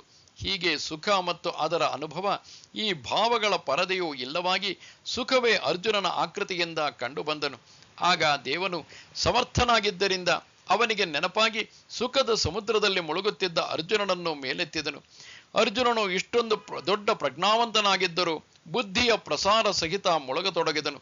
ಇಂತಹ ಪ್ರೇಮದ ಮಹಾಪೂರ್ವವೇ ಬಂದಿದ್ದು ಅದನ್ನು ಬದಿಗೆ ಸರಿಸಿ ದೇವನು ಹೇಳಿದನು, ಪಾರ್ಥನೆ, ನೀನು ನಿನ್ನ ಸ್ವರೂಪವನ್ನು ನೋಡಿಕೊಂಡು ಎಚ್ಚರನಾಗು. ಆಗ ನಿಟ್ಟುಸಿರು ಬಿಟ್ಟು ಅರ್ಜುನನು ಗೋಣನ್ನು ಅಲ್ಲಾಡಿಸಿದನು. ಮತ್ತೆ ಅವನು ಹೇಳಿದನು, ಹೇ ಪ್ರಭೋ, ನಾನು ನಿನ್ನ ಸನ್ನಿಧಿಯಲ್ಲಿ ದ್ವೈತ ಭಾವಕ್ಕೆ ಬೇಸತ್ತು ಇಂದು ನಿನ್ನ ಐಕ್ಯದಲ್ಲಿ ಬೆರೆಯಲು ನೋಡುತ್ತಿರುವೆನು. ನೀನು ಪ್ರೇಮದಿಂದ ನನ್ನ ಕೌತುಕವನ್ನು ಮಾಡುತ್ತಿದ್ದು ನನ್ನನ್ನು ಜೀವದೆಸೆಗೆ ಏಕೆ ತರುವಿ? ಆಗ ಶ್ರೀಕೃಷ್ಣನು ಹೇಳಿದನು, ಅಯ್ಯ ಮೂಢನೆ, ನಿಜವಾಗಿಯೂ ನಿನಗೆ ಇನ್ನೂ ಏಕೆ ತಿಳಿಯುವುದಿಲ್ಲ? ಚಂದ್ರ ಮತ್ತು ಅದರ ಪ್ರಭೆಯು ಎಂದಾದರೂ ಬೇರೆಯಾಗುವವೇ? ನಾನು ಹೀಗೆಯೇ ಮಾತನಾಡಿ ನಿನಗೆ ಭಯ ಹುಟ್ಟಿಸುವೆನು. ಅದರಿಂದ ನೀನು ಮುನಿಸಿಕೊಂಡಾಗ ನಮ್ಮ ಪ್ರೀತಿಯು ಬಲಿಯುವುದು. ಹೀಗೆ ಈ ಪ್ರೀತಿಯು ಇರುವುದು. ಇಲ್ಲಿ ಒಬ್ಬರಿಗೊಬ್ಬರು ಸಂಜ್ಞೆಯಿಂದ ಹೇಳುವುದು ನಮ್ಮ ಬದುಕಿಗೆ ಕಾರಣವಾಗುವುದು. ಅದರಿಂದ ಈಗ ಈ ವಾದ ವಿವಾದವು ಸಾಕು. ಮತ್ತೆ ಅರ್ಜುನನಲ್ಲಿ ಶ್ರೀಕೃಷ್ಣನು ಹೇಳುತ್ತಾನೆ, ಎಲ್ಲ ಕರ್ಮಗಳು ಆತ್ಮನಿಂದ ಭಿನ್ನವಾಗಿರುವವು ಎಂದು ನಾನು ಹೇಳುತ್ತಿದ್ದೆನಲ್ಲ. ಆಗ ಅರ್ಜುನನು ಹೇಳಿದನು, ದೇವ, ನನ್ನ ಮನಸ್ಸಿನಲ್ಲಿರುವ ತಾತ್ಪರ್ಯವನ್ನು ಹೇಳಲು ನೀನಾಗಿಯೇ ಪ್ರಾರಂಭ ಮಾಡಿರುವೆಯಲ್ಲ. ಸಮಸ್ತ ಕರ್ಮಗಳಿಗೆ ಕಾರಣೀಭೂತವಾದ 5 ಕಾರಣಗಳನ್ನು ಹೇಳುವೆನು ಎಂದು ನೀನು ಪ್ರತಿಜ್ಞೆ ಮಾಡಿದೆಯಲ್ಲ. ಆತ್ಮನಿಗೆ ಕರ್ಮಗಳ ಯಾವ ಸಂಬಂಧವೂ ಇಲ್ಲವೆಂದು ನೀನು ಹೇಳುತ್ತಿದ್ದುದು ನನಗೆ ಪ್ರಿಯವಾದುದು. ಅದನ್ನೇ ನನಗೆ ಕೊಡು. ಈ ಮಾತನ್ನು ಕೇಳಿ ಭಗವಂತನು ಅತ್ಯಂತ ಸಂತೋಷಗೊಂಡು ಹೇಳಿದನು, ಈ ವಿಷಯವನ್ನು ಕೇಳಲು ನೀನು ಧರಣಿ ಕುಳಿತಿರುವಂತಿದೆ. ಹೀಗೆ ಕೇಳುವವರು ನನಗೆ ಯಾರು ಸಿಗುವರು? ಅದಕ್ಕಾಗಿ ಅರ್ಜುನ, ನಿನಗೆ ನಿಜವಾಗಿಯೂ ಸುಲಭದ ಭಾಷೆಯಲ್ಲಿ ಹೇಳುವೆನು, ಏಕೆಂದರೆ ನಾನು ಪ್ರೇಮಕ್ಕಾಗಿ ನಿನಗೆ ಋಣಿಯಾಗಿದ್ದೇನೆ. ಆಗ ಅರ್ಜುನನು ಹೇಳಿದನು, ದೇವ, ನೀನು ಹಿಂದೆ ಹೇಳಿದ ಮಾತಿನ ಅಭಿಪ್ರಾಯವು ಮರೆತಂತಿದೆ. ನಾನು ನೀನು ಎಂಬ ಈ ದ್ವೈತವನ್ನು ನಿನ್ನ ಮಾತಿನಲ್ಲಿ ಏಕೆ ತರುತ್ತಿರುವೆ? ಆಗ ಶ್ರೀಕೃಷ್ಣನು ಹೇಳಿದನು, ಸರಿಯಪ್ಪ, ನಿನಗೆ ಹೇಳಲು ಪ್ರಾರಂಭಿಸಿದ ಮಾತನ್ನು ಈಗ ಹೇಳುವೆನು. ದತ್ತಚಿತ್ತನಾಗಿ ಕೇಳು. ಧನುರ್ಧರನೆ, ನಿಜವಾಗಿಯೂ ಎಲ್ಲ ಕರ್ಮಗಳ ಸಿದ್ಧಿಯು ಈ 5 ಕಾರಣಗಳಿಂದಲೇ ಆಗುತ್ತವೆ. ಮತ್ತು ಈ 5 ಕಾರಣಗಳಿಂದ ಉಂಟಾಗುವ ಕರ್ಮಗಳ ವಿಸ್ತಾರಕ್ಕೆ ಇವೇ 5 ಕಾರಣಗಳು ಹೇತುಗಳಾಗಿವೆ. ಇನ್ನೊಂದು, ಆತ್ಮನು ಉದಾಸೀನನಾಗಿದ್ದು ಕರ್ಮಗಳಿಗೆ ನಿಮಿತ್ತನಾದ ಕಾರಣ ಅಥವಾ ಉಪಾದಾನ ಕಾರಣನಾಗಿರುವುದಿಲ್ಲ, ಅಥವಾ ಅವನು ಸ್ವತಃ ಕರ್ಮಕ್ಕೆ ಸಹಾಯವೂ ಮಾಡುವುದಿಲ್ಲ. ರಾತ್ರಿ ಹಗಲು ಆಕಾಶದಲ್ಲಿ ಉತ್ಪನ್ನವಾದರೂ ಆಕಾಶವು ಅವುಗಳಿಂದ ಭಿನ್ನವಾಗಿರುವಂತೆ ಶುಭ ಅಶುಭ ಕರ್ಮ ನಡೆದರೂ ಆತ್ಮನು ಭಿನ್ನವಾಗಿರುವನು. ನೀರು ಮತ್ತು ಶಾಖ ಇವುಗಳಿಂದ ಉಂಟಾದ ಆವಿಯು ಆಕಾಶಕ್ಕೆ ಹೋಗಿ ಮೋಡಗಳಾಗುತ್ತವೆ. ಆದರೆ ಆಕಾಶಕ್ಕೆ ಇದು ತಿಳಿದಿರುವುದೇ ಇಲ್ಲ. ಅನೇಕ ಕಟ್ಟಿಗೆಗಳನ್ನು ಜೋಡಿಸಿ ಸಿದ್ಧಗೊಳಿಸಿದ ದೋಣಿಯನ್ನು ಅಂಬಿಗನು ಗಾಳಿಯ ಸಹಾಯದಿಂದ ನೀರಿನಲ್ಲಿ ನಡೆಸುವನು. ಆದರೆ ಅಲ್ಲಿ ನೀರು ಏನೂ ಮಾಡದೆ ಸಾಕ್ಷೀಭೂತವಾಗಿರುತ್ತದೆ. ಅಥವಾ ಮಣ್ಣಿನ ಮುದ್ದೆಯನ್ನು ತಿಗರಿಯ ಮೇಲೆ ಇರಿಸಿ ಕುಂಬಾರನು ಪಾತ್ರೆಗಳನ್ನು ತಯಾರಿಸುವನು. ಇಲ್ಲಿ ಕುಂಬಾರನ ಕೌಶಲ್ಯವಲ್ಲದೆ ಪಾತ್ರೆಗೆ ಪೃಥ್ವಿಯ ಯಾವ ಸಹಾಯವೂ ದೊರೆಯುವುದಿಲ್ಲ ಎಂಬುದನ್ನು ವಿಚಾರ ಮಾಡು. ಇದಿರಲಿ. ಆದರೆ ಜಗತ್ತಿನಲ್ಲಿ ಜನರ ಸಮಸ್ತ ವ್ಯಾಪಾರಗಳು ಸೂರ್ಯ ಪ್ರಕಾಶದಿಂದ ನಡೆಯುತ್ತಿದ್ದರೂ ಸೂರ್ಯನು ಅವುಗಳಿಂದ ಅಲಿಪ್ತನಾಗಿರುತ್ತಾನೆ. ಹಾಗೆಯೇ 5 ಕಾರಣಗಳು ಸೇರಿದಾಗ ಕರ್ಮರೂಪಿ ಬಳ್ಳಿಯು ಹಬ್ಬಿಕೊಳ್ಳುವುದು. ಆದರೆ ಆತ್ಮನು ಬೇರೆಯಾಗಿಯೇ ಇರುತ್ತಾನೆ. ಇನ್ನು ಆ 5 ಕಾರಣಗಳನ್ನೇ ಚೆನ್ನಾಗಿ ಬೇರೆ ಬೇರೆಯಾಗಿ ಮುತ್ತುಗಳನ್ನು ತೂಕ ಮಾಡಿ ಕೊಂಡುಕೊಳ್ಳುವಂತೆ ವರ್ಣಿಸಿ ಹೇಳುವೆನು, ಕೇಳು. ಅಧಿಷ್ಠಾನಂ ತಥಾ ಕರ್ತ ಕರಣಂಚ ಪೃಥಗ್ವಿಧಂ ವಿವಿಧಾಶ್ಚ ಪೃಥಕ್ ಚೇಷ್ಟಾ ದೈವಂ ಚೈವಾತ್ರ ಪಂಚಮಂ. ಈ ವಿಷಯದಲ್ಲಿ ಅರ್ಥಾತ್ ಕರ್ಮಗಳ ಸಿದ್ಧಿಯಲ್ಲಿ ಅಧಿಷ್ಠಾನ ಮತ್ತು ಕರ್ತೃವು ಭಿನ್ನ ಭಿನ್ನ ಪ್ರಕಾರದ ಕರಣಗಳು ಹಾಗೂ ನಾನಾ ಪ್ರಕಾರದ ಬೇರೆ ಬೇರೆಯಾದ ಕ್ರಿಯೆಗಳು ಮತ್ತು ಹಾಗೆಯೇ 5ನೆಯ ಕಾರಣವು ದೈವವಾಗಿದೆ. ಕರ್ಮದ ಕಾರಣಗಳ ಎಲ್ಲ ಯಥಾರ್ಥ ಲಕ್ಷಣಗಳನ್ನು ನಿನಗೆ ಹೇಳುವೆನು, ಕೇಳು. ದೇಹವು ಮೊದಲನೆಯ ಕಾರಣವಾಗಿದೆ ಎಂದು ನಾನು ಹೇಳುವೆನು. ಈ ದೇಹಕ್ಕೆ ಅಧಿಷ್ಠಾನವೆನ್ನುವ ಕಾರಣ ಭೋಗ್ಯ ವಿಷಯಗಳ ಭೋಕ್ತಾನು ಇದರಲ್ಲೇ ಇರುವನು. ಇಂದ್ರಿಯಗಳೆಂಬ 10 ಕೈಗಳಿಂದ ಹಗಲು ರಾತ್ರಿ ಕಷ್ಟಗಳನ್ನು ಅನುಭವಿಸಿ ಪ್ರಕೃತಿಯಿಂದಾಗಿ ಉಂಟಾಗುವ ಸುಖ ದುಃಖಗಳನ್ನು ಅನುಭವಿಸಲು ಮನುಷ್ಯನಿಗೆ ಇನ್ನೊಂದು ಸ್ಥಾನವೇ ಇಲ್ಲ. ಆದ್ದರಿಂದ ದೇಹಕ್ಕೆ ಅಧಿಷ್ಠಾನವೆಂದು ಹೇಳುತ್ತಾರೆ. ಇದು 24 ತತ್ವಗಳ ವಸತಿ ಸ್ಥಾನವಾಗಿದ್ದು ಬಂಧ ಮತ್ತು ಮೋಕ್ಷಗಳ ನಿರ್ಣಯವು ಇಲ್ಲಿಯೇ ನಡೆಯುವುದು. ಹೆಚ್ಚೇನು ಧನಂಜಯನೇ, ಜಾಗೃತ್ ಸ್ವಪ್ನ ಸುಷುಪ್ತಿ ಇವುಗಳ ಮುಖ್ಯ ಸ್ಥಾನವಾಗಿರುವುದರಿಂದ ಈ ದೇಹಕ್ಕೆ ಅಧಿಷ್ಠಾನವೆಂಬ ಹೆಸರು ಯೋಗ್ಯವಾಗಿದೆ. ಕರ್ಮದ 2ನೆಯ ಕಾರಣ ಕರ್ತ ಆಗಿದ್ದಾನೆ. ಇವನನ್ನೇ ಚೈತನ್ಯದ ಪ್ರತಿಬಿಂಬ ಅಂದರೆ ಜೀವನೆಂದು ಹೇಳುವರು. ಆಕಾಶದಿಂದ ಮಳೆ ಬಿದ್ದಾಗ ನೆಲದಲ್ಲಿ ಸಣ್ಣ ಸಣ್ಣ ಹೊಂಡಗಳಾಗುವವು ಹಾಗೂ ಅದರಲ್ಲಿ ಆಕಾಶದ ಪ್ರತಿಬಿಂಬವು ಬಿದ್ದು ಅದೇ ಆಕಾರಗಳಾಗಿ ತೋರುವವು. ಅಥವಾ ಸ್ವಪ್ನದಲ್ಲಿ ಮಹಾರಾಜನು ತಾನು ಐಶ್ವರ್ಯವನ್ನು ಮರೆತು ಭಿಕಾರಿಯಂತೆ ಭಾವಿಸುವನು. ಹಾಗೆಯೇ ಚೈತನ್ಯವು ಅಂದರೆ ಆತ್ಮವು ತನ್ನ ಸ್ವರೂಪವನ್ನು ಮರೆತು ದೇಹವೇ ನಾನೆಂದು ಭಾವಿಸಿ ದೇಹರೂಪದಿಂದ ಪ್ರಕಟವಾಗುವುದು. ಆತ್ಮ ಸ್ವರೂಪದ ವಿಸ್ಮೃತಿಯಾದ ದೇಹದಲ್ಲಿ ಚೈತನ್ಯವು ಜೀವ ಎಂದು ಪ್ರಸಿದ್ಧವಾಗಿದೆ. ಆ ಜೀವನು ದೇಹಕ್ಕೆ ನಿನ್ನ ಅಭಿಮಾನವನ್ನು ನಾನು ಎಂದಿಗೂ ಬಿಡಲಾರೆ ಎಂದು ಮಾತನ್ನು ಕೊಟ್ಟಿರುವನು. ದೇಹದಿಂದ ಆಗುವ ಎಲ್ಲ ಕರ್ಮಗಳನ್ನು ನಾನೇ ಮಾಡಿದೆ ಎಂಬ ಭ್ರಮೆಯಿಂದ ಹೇಳುತ್ತಿರುತ್ತಾನೆ. ಆದ್ದರಿಂದ ಜೀವನಿಗೆ ಕರ್ಮದ ಕರ್ತ ಎಂದು ಹೇಳುತ್ತಾರೆ. ದೃಷ್ಟಿಯು ಒಂದೇ ಆಗಿದ್ದು ರೆಪ್ಪೆಯ ಕೂದಲಿನಿಂದಾಗಿ ಚಾಮರದ ಕೂದಲುಗಳಂತೆ ಸೀಡಿದಂತೆ ಕಾಣುವುದು. ಅಥವಾ ಮನೆಯಲ್ಲಿದ್ದ ಒಂದೇ ದೀಪವು ನೋಡಿದಾಗ ಅವು ಕಿಂಡಿಗಳಿಂದ ಹಲವು ದೀಪಗಳಿರುವವು ಎಂದು ಕಾಣುವುದು. ಒಬ್ಬನೇ ವ್ಯಕ್ತಿಯು ಶೃಂಗಾರ, ವೀರ, ಕರುಣ ಮುಂತಾದ ನವರಸಗಳನ್ನು ತೋರುವಾಗ ಅವನು 9 ರೀತಿಯಲ್ಲಿ ತೋರುವನು. ಹಾಗೆಯೇ ಬುದ್ಧಿಯ ಒಂದೇ ಜ್ಞಾನವಿದ್ದು ಅದು ನೇತ್ರವೇ ಮುಂತಾದ ಇಂದ್ರಿಯಗಳ ಭಿನ್ನತೆಯಿಂದ ಹೊರಗೆ ಕಾಣಿಸತೊಡಗುತ್ತದೆ. ಎಲೆ ನೃಪಾತ್ಮಜನೆ, ಆ ಬೇರೆ ಬೇರೆ ಇಂದ್ರಿಯಗಳೇ ಈ ಕರ್ಮದ 3ನೆಯ ಕಾರಣವೆಂದು ತಿಳಿ. ಪೂರ್ವ ಪಶ್ಚಿಮ ವಾಹಿನಿ ನದಿಗಳು ಸಮುದ್ರವನ್ನು ಸೇರಿದಾಗ ನೀರಿನ ರೂಪದಿಂದ ಒಂದಾಗುತ್ತವೆ. ಹಾಗೆಯೇ ಪ್ರಾಣವಾಯುವಿನಿಂದ ಮೊದಲಿನಿಂದಲೇ ಇದ್ದ ರಜೋಗುಣದ ಕರ್ತೃತ್ವ ಶಕ್ತಿಯು ಬೇರೆ ಬೇರೆ ಅವಯವಗಳಲ್ಲಿ ಬೇರೆ ಬೇರೆಯಾಗಿ ಕಾಣುವುದು.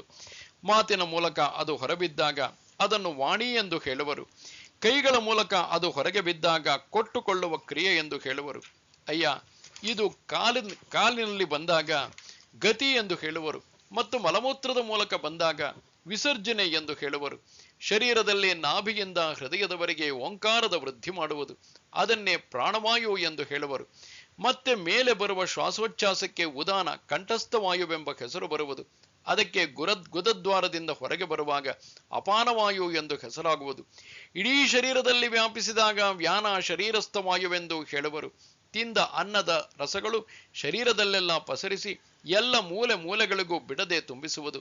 ಅರ್ಜುನ, ಹೀಗೆ ಎಲ್ಲ ಕ್ರಿಯೆಗಳು ನಡೆಯುತ್ತಾಗಿದ್ದು ಆ ಶಕ್ತಿಗೆ ಬಳಿಕ ಸಮಾನ ಎಂದರೆ ನಾಭಿಸ್ಥ ವಾಯು ಎಂದು ಹೇಳುವರು. ಆಕಳಿಕೆ, ಸೀನು, ತೇಗು ಮುಂತಾಗಿ ಆಗುವ ವಾಯುವಿನ ವ್ಯವಹಾರಗಳಿಗೆ ನಾಗ, ಕೂರ್ಮ, ಕ್ರಕರ ಮುಂತಾದ ಉಪಪ್ರಾಣಗಳೇ ಕಾರಣವಾಗಿವೆ. ಎಲೈ ವೀರನೇ, ಹೀಗೆ ಎಲ್ಲವೂ ವಾಯುವಿನ ಚೇಷ್ಟೆಯಾಗಿದ್ದು ಅದು ಒಂದೇ ಆಗಿದ್ದರೂ ಅದರ ವರ್ತನೆಯಿಂದ ಹೆಸರುಗಳಲ್ಲಿ ಬದಲಾಗುತ್ತದೆ. ಹೀಗೆ ತಮ್ಮ ತಮ್ಮ ವ್ಯವಹಾರಗಳಿಂದ ವಾಯುವಿನ ಶಕ್ತಿಯು ಬೇರೆ ಬೇರೆಯಾಗಿರುತ್ತದೆ. ಅದು ಕರ್ಮದ 4ನೆಯ ಕಾರಣವಾಗಿದೆ ಎಂದು ನೀನು ತಿಳಿ. ಶರದೃತುವಿನಂತಹ ಉತ್ತಮ ಋತುವಾಗಿದ್ದು ಅದರಲ್ಲಿ ಚಂದ್ರೋದಯವಾಗಬೇಕು, ಮತ್ತೆ ಪೌರ್ಣಮಿಯ ಯೋಗ ಕೂಡಿಕೊಳ್ಳಬೇಕು. ಅಥವಾ ವಸಂತ ಋತುವಿನಲ್ಲಿ ಉತ್ತಮವಾದ ಉದ್ಯಾನದಲ್ಲಿ ಪ್ರಿಯ ಮನುಷ್ಯನ ಸಹವಾಸವಿರಬೇಕು ಮತ್ತು ಆ ಸ್ಥಿತಿಯಲ್ಲಿ ಎಲ್ಲ ಉಪಚಾರಗಳ ಅನುಕೂಲತೆ ಇರಬೇಕು. ಇಲ್ಲವೇ ಅರ್ಜುನ, ಕಮಲವು ಚೆನ್ನಾಗಿ ಅರಳಿದ್ದು ಸುಗಂಧ ಪರಾಗವು ಹೊರಸೂಸುತ್ತಿರಬೇಕು. ವಾಣಿಯಲ್ಲಿ ಕವಿತ್ವವು ಇದ್ದು ಅದರಲ್ಲಿ ರಸಿಕತೆ ತುಂಬಿರಬೇಕು. ಆ ರಸಿಕತೆಯಲ್ಲಿ ಪರತತ್ವದ ಸ್ಪರ್ಶವಿರಬೇಕು. ಸಮಸ್ತ ವೃತ್ತಿಯ ಐಶ್ವರ್ಯಯುಕ್ತ ಬುದ್ಧಿಯು ಉತ್ತಮವಾಗಿದ್ದು ಅದರಲ್ಲಿ ಎಲ್ಲ ಇಂದ್ರಿಯಗಳು ಅದಕ್ಕೆ ಅನುಕೂಲವಾಗಿರಬೇಕು. ಸರ್ವ ಇಂದ್ರಿಯಗಳಿಗೆ ಭೂಷಣಪ್ರಾಯವಾದ ಆಯಾಯ ಇಂದ್ರಿಯಾಭಿಮಾನಿ ದೇವತೆಗಳ ಅನುಗ್ರಹವಿರಬೇಕು. ಆದ್ದರಿಂದ ಚಕ್ಷುರಾದಿ 10 ಇಂದ್ರಿಯಗಳಲ್ಲಿ ಸೂರ್ಯಾದಿ ದೇವತಾ ಸಮೂಹದ ಅನುಗ್ರಹವೇ, ದೈವ ಅಂದರೆ ದೇವತೆಗಳ ಸಮುದಾಯವೇ ಈ ಕರ್ಮದ 5ನೆಯ ಕಾರಣವಾಗಿದೆ. ಅರ್ಜುನ, ಇದನ್ನು ತಿಳಿದುಕೊಂಡೆಯಾ ಎಂದು ಭಗವಂತನು ಹೇಳಿದನು. ಹೀಗೆ ನಿನ್ನ ಬುದ್ಧಿಗೆ ತಿಳಿಯುವಂತೆ ಕರ್ಮದ 5 ರೀತಿಯ ಕಾರಣಗಳನ್ನು ನಿನಗೆ ಹೇಳಿದೆ. ಅದನ್ನು ಕೇಳಿದೆಯಲ್ಲ. ಇನ್ನು ಯಾವ ಹೇತುಗಳಿಂದ ಈ ಕರ್ಮಗಳು ನಡೆಯುತ್ತವೋ ಆ 5 ಕಾರಣಗಳನ್ನು ನಿನಗೆ ಸ್ಪಷ್ಟಪಡಿಸಿ ಹೇಳುವೆನು. ಶರೀರವಾಂಗ್ಮನೋಭಿರ್ಯತ್ ಕರ್ಮ ಪ್ರಾರಭತೆ ನರಃ ನ್ಯಾಯಂ ವಾ ವಿಪರೀತಂ ವಾ ಪಂಚೈತೆ ತಸ್ಯ ಹೇತವಃ. ಮನುಷ್ಯನು ಮನಸ್ಸು, ವಾಣಿ ಮತ್ತು ಶರೀರದಿಂದ ಶಾಸ್ತ್ರಾನುಕೂಲವಾಗಲಿ ಅಥವಾ ವಿಪರೀತವಾಗಲಿ ಯಾವುದೇ ಕರ್ಮವನ್ನು ಮಾಡುತ್ತಾನೋ ಅದಕ್ಕೆ ಈ 5 ಕಾರಣಗಳಾಗಿವೆ. ವಸಂತ ಋತುವು ಬಂದಾಗ ಅಕಸ್ಮಾತ್ತಾಗಿ ಗಿಡ ಮರಗಳು ಚಿಗುರಿಕೊಳ್ಳುತ್ತವೆ. ಬಳಿಕ ಅವಕ್ಕೆ ಹೂವಿನ ಗೊಂಚಲು ಬಿಟ್ಟು ಅವುಗಳಿಂದ ಮುಂದೆ ಫಲಗಳು ಉಂಟಾಗುವವು. ಅಥವಾ ಮಳೆಗಾಲದಲ್ಲಿ ಮೋಡಗಳು ಉಂಟಾಗಿ ಅವುಗಳಿಂದ ಮಳೆಯು ಸುರಿಯುವುದು. ಮಳೆಯಿಂದಾಗಿ ಧಾನ್ಯವು ಬೆಳೆಯುವುದು. ಅಥವಾ ಪೂರ್ವ ದಿಕ್ಕಿನಲ್ಲಿ ಅರುಣೋದಯವಾಗಿ ಮತ್ತೆ ಸೂರ್ಯೋದಯವಾಗುವುದು. ಆಗ ಪೂರ್ಣ ಪ್ರಕಾಶವು ಪಸರಿಸಿ ಹಗಲಾಗುವುದು. ಹಾಗೆಯೇ ಅರ್ಜುನ, ಮನಸ್ಸೇ ಈ ಕರ್ಮದ ಸಂಕಲ್ಪವು ಉಂಟಾಗುವ ಕಾರಣವಾಗಿದೆ. ಆ ಸಂಕಲ್ಪವೇ ಮಾತಿನಿಂದ ಹೊರಬೀಳುತ್ತದೆ. ಮತ್ತೆ ವಾಣಿಯ ಬೆಳಕಿನಲ್ಲಿ ಕರ್ಮದ ದಾರಿಯು ಸ್ಪಷ್ಟವಾಗುವುದು. ಆಗ ಕರ್ತೃವು ಕರ್ಮವನ್ನು ಮಾಡಲು ತೊಡಗುವನು. ಆಗ ಶರೀರಾದಿ ಸರ್ವ ಇಂದ್ರಿಯಗಳು ಕರ್ಮಕ್ಕೆ ಕಾರಣವಾಗುತ್ತವೆ. ಕಬ್ಬಿಣದ ವಸ್ತುವನ್ನು ತಯಾರಿಸಲು ಕಬ್ಬಿಣದ ಸಾಧನೆಗಳನ್ನೇ ಉಪಯೋಗಿಸಬೇಕಾಗುವುದು. ಕುಶಾಗ್ರಮತಿಯೇ, ನೂಲಿನ ಹಾಸಿನಲ್ಲಿ ನೂಲಿನ ಎಳೆಯನ್ನು ಸೇರಿಸಿದಾಗ ಆ ನೂಲೇ ಬಟ್ಟೆಯಾಗುವುದು. ವಜ್ರಕ್ಕೆ ಸಾಣೆ ವಜ್ರದಿಂದಲೇ ಹಿಡಿಯಬೇಕಾಗುತ್ತದೆ. ಹಾಗೆಯೇ ಕಾಯ, ವಾಚ, ಮನಸ ಕರ್ಮಗಳಿಗೆ ಮನಸ್ಸೇ ಕಾರಣವಾಗುವುದು. ಇಲ್ಲಿ ಕರ್ಮಗಳಿಗೆ ಶರೀರಾದಿಗಳೇ ಏಕೆ ಹೇತುಗಳಾಗುವವು ಎಂದು ಯಾರಾದರೂ ಶಂಕೆ ಮಾಡಿದರೆ ಅದನ್ನು ಹೇಳುವೆನು ಕೇಳು. ನೋಡು, ಸೂರ್ಯಪ್ರಕಾಶಕ್ಕೆ ಸೂರ್ಯನೇ ಕಾರಣವಾಗಿರುವನು. ಅಥವಾ ಕಬ್ಬಿನ ಕಾಂಡಗಳೇ ಕಬ್ಬಿನ ಬೆಳೆಗೆ ಕಾರಣವಾಗುವುದು. ಇಲ್ಲವೇ ಸರಸ್ವತಿಯನ್ನು ಸ್ತುತಿಸಲು ವಾಣಿಯೇ ಶ್ರಮಿಸಬೇಕಾಗುವುದು. ಅಥವಾ ವೇದಗಳ ಮಹಿಮೆಯನ್ನು ವೇದಗಳೇ ವರ್ಣಿಸಬೇಕಾಗುವುದು. ಹಾಗೆಯೇ ಕರ್ಮಗಳಿಗೆ ಶರೀರಾದಿಗಳೇ ಕಾರಣವಾಗಿವೆ. ಇದು ಎಲ್ಲರಿಗೂ ತಿಳಿದಿದ್ದುದರಿಂದ ಇಲ್ಲಿ ಶರೀರಾದಿಗಳೇ ಕರ್ಮಗಳಿಗೆ ನಿಶ್ಚಿತ ಹೇತುಗಳಾಗಿವೆ. ದೇಹಾಧಿಕ ಅಧಿಷ್ಠಾನಕ್ಕೆ ದೇಹಾದಿಗಳೇ ಹೇತುವಾಗಿವೆ ಹಾಗೂ ಅದರಿಂದಲೇ ಎಲ್ಲ ಕರ್ಮಗಳು ಸ್ಥಾಪಿಸಲ್ಪಡುವವು. ಧನಂಜಯನೇ, ಆ ಕರ್ಮಗಳನ್ನು ಶಾಸ್ತ್ರಾನುಸಾರವಾಗಿ ಮಾಡಿದಲ್ಲಿ ಅದು ಪುಣ್ಯ ಕರ್ಮವಾಗಿದೆ. ಇದನ್ನೇ ನ್ಯಾಯ ಕರ್ಮವೆಂದು ಹೇಳುವರು. ಅದರ ಹೇತುವು ನ್ಯಾಯವೇ ಆಗಿದೆ. ಮಳೆಯ ನೀರು ಭತ್ತದ ಗದ್ದೆಯನ್ನು ಸೇರಿದರೆ ಅಲ್ಲಿಯೇ ಇಂಗಿ ಹೋಗುವುದು, ಆದರೆ ಅದರಿಂದ ಬಹಳ ಉಪಯೋಗವಾಗುವುದು. ಅಥವಾ ಯಾರಾದರೂ ಸಿಟ್ಟುಗೊಂಡು ಮನೆಯಿಂದ ಹೊರಬಿದ್ದು ಸಹಜವಾಗಿ ದ್ವಾರಕೆಯ ದಾರಿ ಹಿಡಿದರೆ ಅವನಿಗೆ ನಡಿಗೆಯ ಶ್ರಮವಾಗುವುದು ನಿಜ, ಆದರೆ ಅವನ ಒಂದು ಹೆಜ್ಜೆಯೂ ವ್ಯರ್ಥವಾಗಲಾರದು. ಹಾಗೆಯೇ ಉದ್ದೇಶ ಹಾಗೂ ಕಾರಣ ಇವುಗಳಿಂದ ಕುರುಡಾದ ಕರ್ಮಗಳು ನಡೆಯುವವು. ಅವೇ ಶಾಸ್ತ್ರೀಯವಾದಾಗ ಅವುಗಳನ್ನು ಪುಣ್ಯ ಕರ್ಮಗಳೆಂದು ಹೇಳಬೇಕು. ಅಥವಾ ಒಂದು ಪಾತ್ರೆಯ ಹಾಲು ಬ್ರಾಹ್ಮಣರಿಗೆ ಹಂಚಿ ಮುಗಿಯಿತು, ಇನ್ನೊಂದು ಪಾತ್ರೆಯ ಹಾಲು ಒಲೆಯಲ್ಲಿ ಉಕ್ಕಿ ಇಂಗಿ ಹೋಯಿತೆಂದು ಹಾಲೇನೋ ಎರಡೂ ಖರ್ಚಾಯಿತು, ಆದರೆ ಎರಡನೇ ಹಾಲು ಸದ್ವಿನಿಯೋಗವಾಯಿತೆಂದು ಹೇಳಲು ಬರುವುದಿಲ್ಲ. ಹಾಗೆಯೇ ಶಾಸ್ತ್ರದಲ್ಲಿ ಹೇಳಿದಂತೆ ಕರ್ಮಗಳನ್ನು ಮಾಡದಿದ್ದರೆ ಅದು ವ್ಯರ್ಥವೇ ಅಲ್ಲವೇ? ಲೂಟಿಯಾಗಿ ಹೋದ ಧನವನ್ನು ದಾನ ಮಾಡಿದೆವೋ ಎಂದು ತಿಳಿಯುತ್ತೇವೆಯೇ? ಅರ್ಜುನ, 52 ಅಕ್ಷರಗಳ ಹೊರತು ಯಾವ ಮಂತ್ರವಿದೆ? ಅಥವಾ 52 ಅಕ್ಷರಗಳಲ್ಲಿ ಒಂದನ್ನಾದರೂ ಉಚ್ಚರಿಸದ ಪ್ರಾಣಿ ಯಾವುದು ಸಿಗಬಹುದು? ಆದರೆ ಗಾಂಧೀವಿಯೇ, ಮಂತ್ರದ ಯುಕ್ತಿಯು ತಿಳಿಯುವ ತನಕ ಆ 52 ಅಕ್ಷರಗಳನ್ನು ಉಚ್ಚರಿಸುವವನಿಗೆ ಮಂತ್ರೋಚ್ಚಾರದ ಫಲಪ್ರಾಪ್ತಿಯಾಗಲಾರದು. ಹಾಗೆಯೇ ಕಾರಣ ಮತ್ತು ಹೇತು ಇವುಗಳಿಂದ ನಡೆಯುವ ಸಾಮಾನ್ಯ ಕರ್ಮವು ಯಥಾಶಾಸ್ತ್ರವಾಗಿ ನಡೆಯದಿದ್ದಾಗಲೂ ಕರ್ಮವೇನೋ ನಡೆಯುತ್ತಿರುತ್ತದೆ, ಆದರೆ ಅದು ಪಾಪ ಕರ್ಮವಾಗಿದ್ದು ಪಾಪ ಕರ್ಮಕ್ಕೆ ಹೇತು ಆಗುತ್ತದೆ. ತತ್ರೈವಂ ಸತಿ ಕರ್ತಾರಂ ಆತ್ಮಾನಂ ಕೇವಲಂ ತು ಯಃ ಪಶ್ಯತ್ಯಕೃತ ಬುದ್ಧಿತ್ವಾತ್ ನ ಸ ಪಶ್ಯತಿ ದುರ್ಮತಿಃ. ಆದರೆ ಹೀಗಿದ್ದರೂ ಸಹ ಯಾವ ಮನುಷ್ಯನು ಅಶುದ್ಧ ಬುದ್ಧಿಯವನಾದ ಕಾರಣ ಆ ವಿಷಯದಲ್ಲಿ, ಎಂದರೆ ಕರ್ಮಗಳಾಗುವುದರಲ್ಲಿ ನಿರ್ವಿಕಾರ ಶುದ್ಧ ಸ್ವರೂಪಿ ಆತ್ಮನನ್ನು ಕರ್ತ ಎಂದು ತಿಳಿಯುತ್ತಾನೋ, ಆ ಮಲಿನ ಬುದ್ಧಿಯವನಾದ ಅಜ್ಞಾನಿಯು ಯಥಾರ್ಥವನ್ನು ಅರಿಯುವುದಿಲ್ಲ. ಎಲೈ ಮಹಿಮಾನ್ವಿತನೇ, ಕರ್ಮದ 5 ಕಾರಣಗಳಿಗೆ 5 ಹೇತುಗಳಿರುವವು.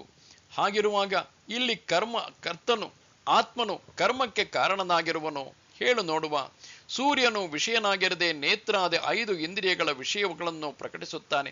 ಹಾಗೆಯೇ ಆತ್ಮನು ಕರ್ಮವಾಗಿರದೆ ಮಾಡುವವನಿಂದ ಅವನ್ನು ಪ್ರಕಾಶಿತಗೊಳಿಸುವನು. ಅರ್ಜುನ, ಇಲ್ಲಿ ನೋಡು, ಕನ್ನಡಿ ಮತ್ತು ಪ್ರತಿಬಿಂಬ ಇವೆರಡೂ ತಾನಾಗಿರದೆ ನೋಡುವವನು ಇವೆರಡನ್ನು ಪ್ರಕಾಶಿತಗೊಳಿಸುವನು. ಪಾಂಡುನಂದನ, ಆದರೆ ಹಗಲು ರಾತ್ರಿಗಳಿಗೆ ಸೂರ್ಯನು ಕಾರಣೀಭೂತನಾಗಿದ್ದರೂ ಅವುಗಳಿಂದ ಅಲಿಪ್ತನಾಗಿರುವಂತೆಯೇ ಆತ್ಮನ ಅಧಿಷ್ಠಾನದಲ್ಲಿ ಕರ್ಮಗಳು ನಡೆಯುತ್ತಿದ್ದರೂ ಅವನು ಕರ್ಮದ ಕರ್ತೃವಲ್ಲವೆಂದು ತೋರುವನು. ಆದರೆ ನಾನೆಂಬ ಭ್ರಮೆಯಿಂದ ದೇಹವೇ ನಾನು ಎಂಬ ಬುದ್ಧಿಯು ನಿಶ್ಚಿತವಾದವನಿಗೆ ತನ್ನ ಸ್ವರೂಪದ ನಡುರಾತ್ರಿಯೇ ಆಗಿರುವುದು. ಚೈತನ್ಯ, ಈಶ್ವರ ಮತ್ತು ಬ್ರಹ್ಮ ಇವೆಲ್ಲವನ್ನೂ ದೇಹವೇ ಎಂದು ತಿಳಿದಿರುವವನಿಗೆ ಆತ್ಮನು ಕರ್ತೃವಾಗಿರುವನು ಎಂಬ ಬುದ್ಧಿಯು ಇರುವುದು ಸಹಜವಾಗಿದೆ. ಆತ್ಮನು ಕರ್ಮಕರ್ತನಲ್ಲ ಎಂಬ ದೃಢನಿಶ್ಚಯ ಮಾಡಿದವನು ನಿಜವಾಗಿಯೂ ದೇಹವೇ ಕರ್ಮವಾಗಿದೆ ಎಂದು ತಿಳಿಯುವನು. ಏಕೆಂದರೆ ಆತ್ಮನಾದ ನಾನು ಕರ್ಮಾತೀತನಾಗಿದ್ದು ಎಲ್ಲ ಕರ್ಮಗಳ ಸಾಕ್ಷಿಯಾಗಿರುವೆನು ಎಂಬ ಸ್ವಸ್ವರೂಪದ ವಾರ್ತೆಯನ್ನು ಅವನು ಎಂದಿಗೂ ಕೇಳುವುದಿಲ್ಲ. ಆದ್ದರಿಂದ ಸರ್ವವ್ಯಾಪಕನಾದ ಆತ್ಮನೇ ದೇಹವಾಗಿದೆ ಎಂದು ಅವನು ತಿಳಿಯುವನು. ಇದೆಂತಹ ಅಚ್ಚರಿಯ ಸಂಗತಿಯಾಗಿದೆ! ಗೂಬೆಯು ತನ್ನ ಕಣ್ಣುಗಳನ್ನು ಮುಚ್ಚಿಕೊಂಡು ಹಗಲನ್ನೇ ರಾತ್ರಿ ಎಂದು ಹೇಳುವುದಿಲ್ಲವೇ?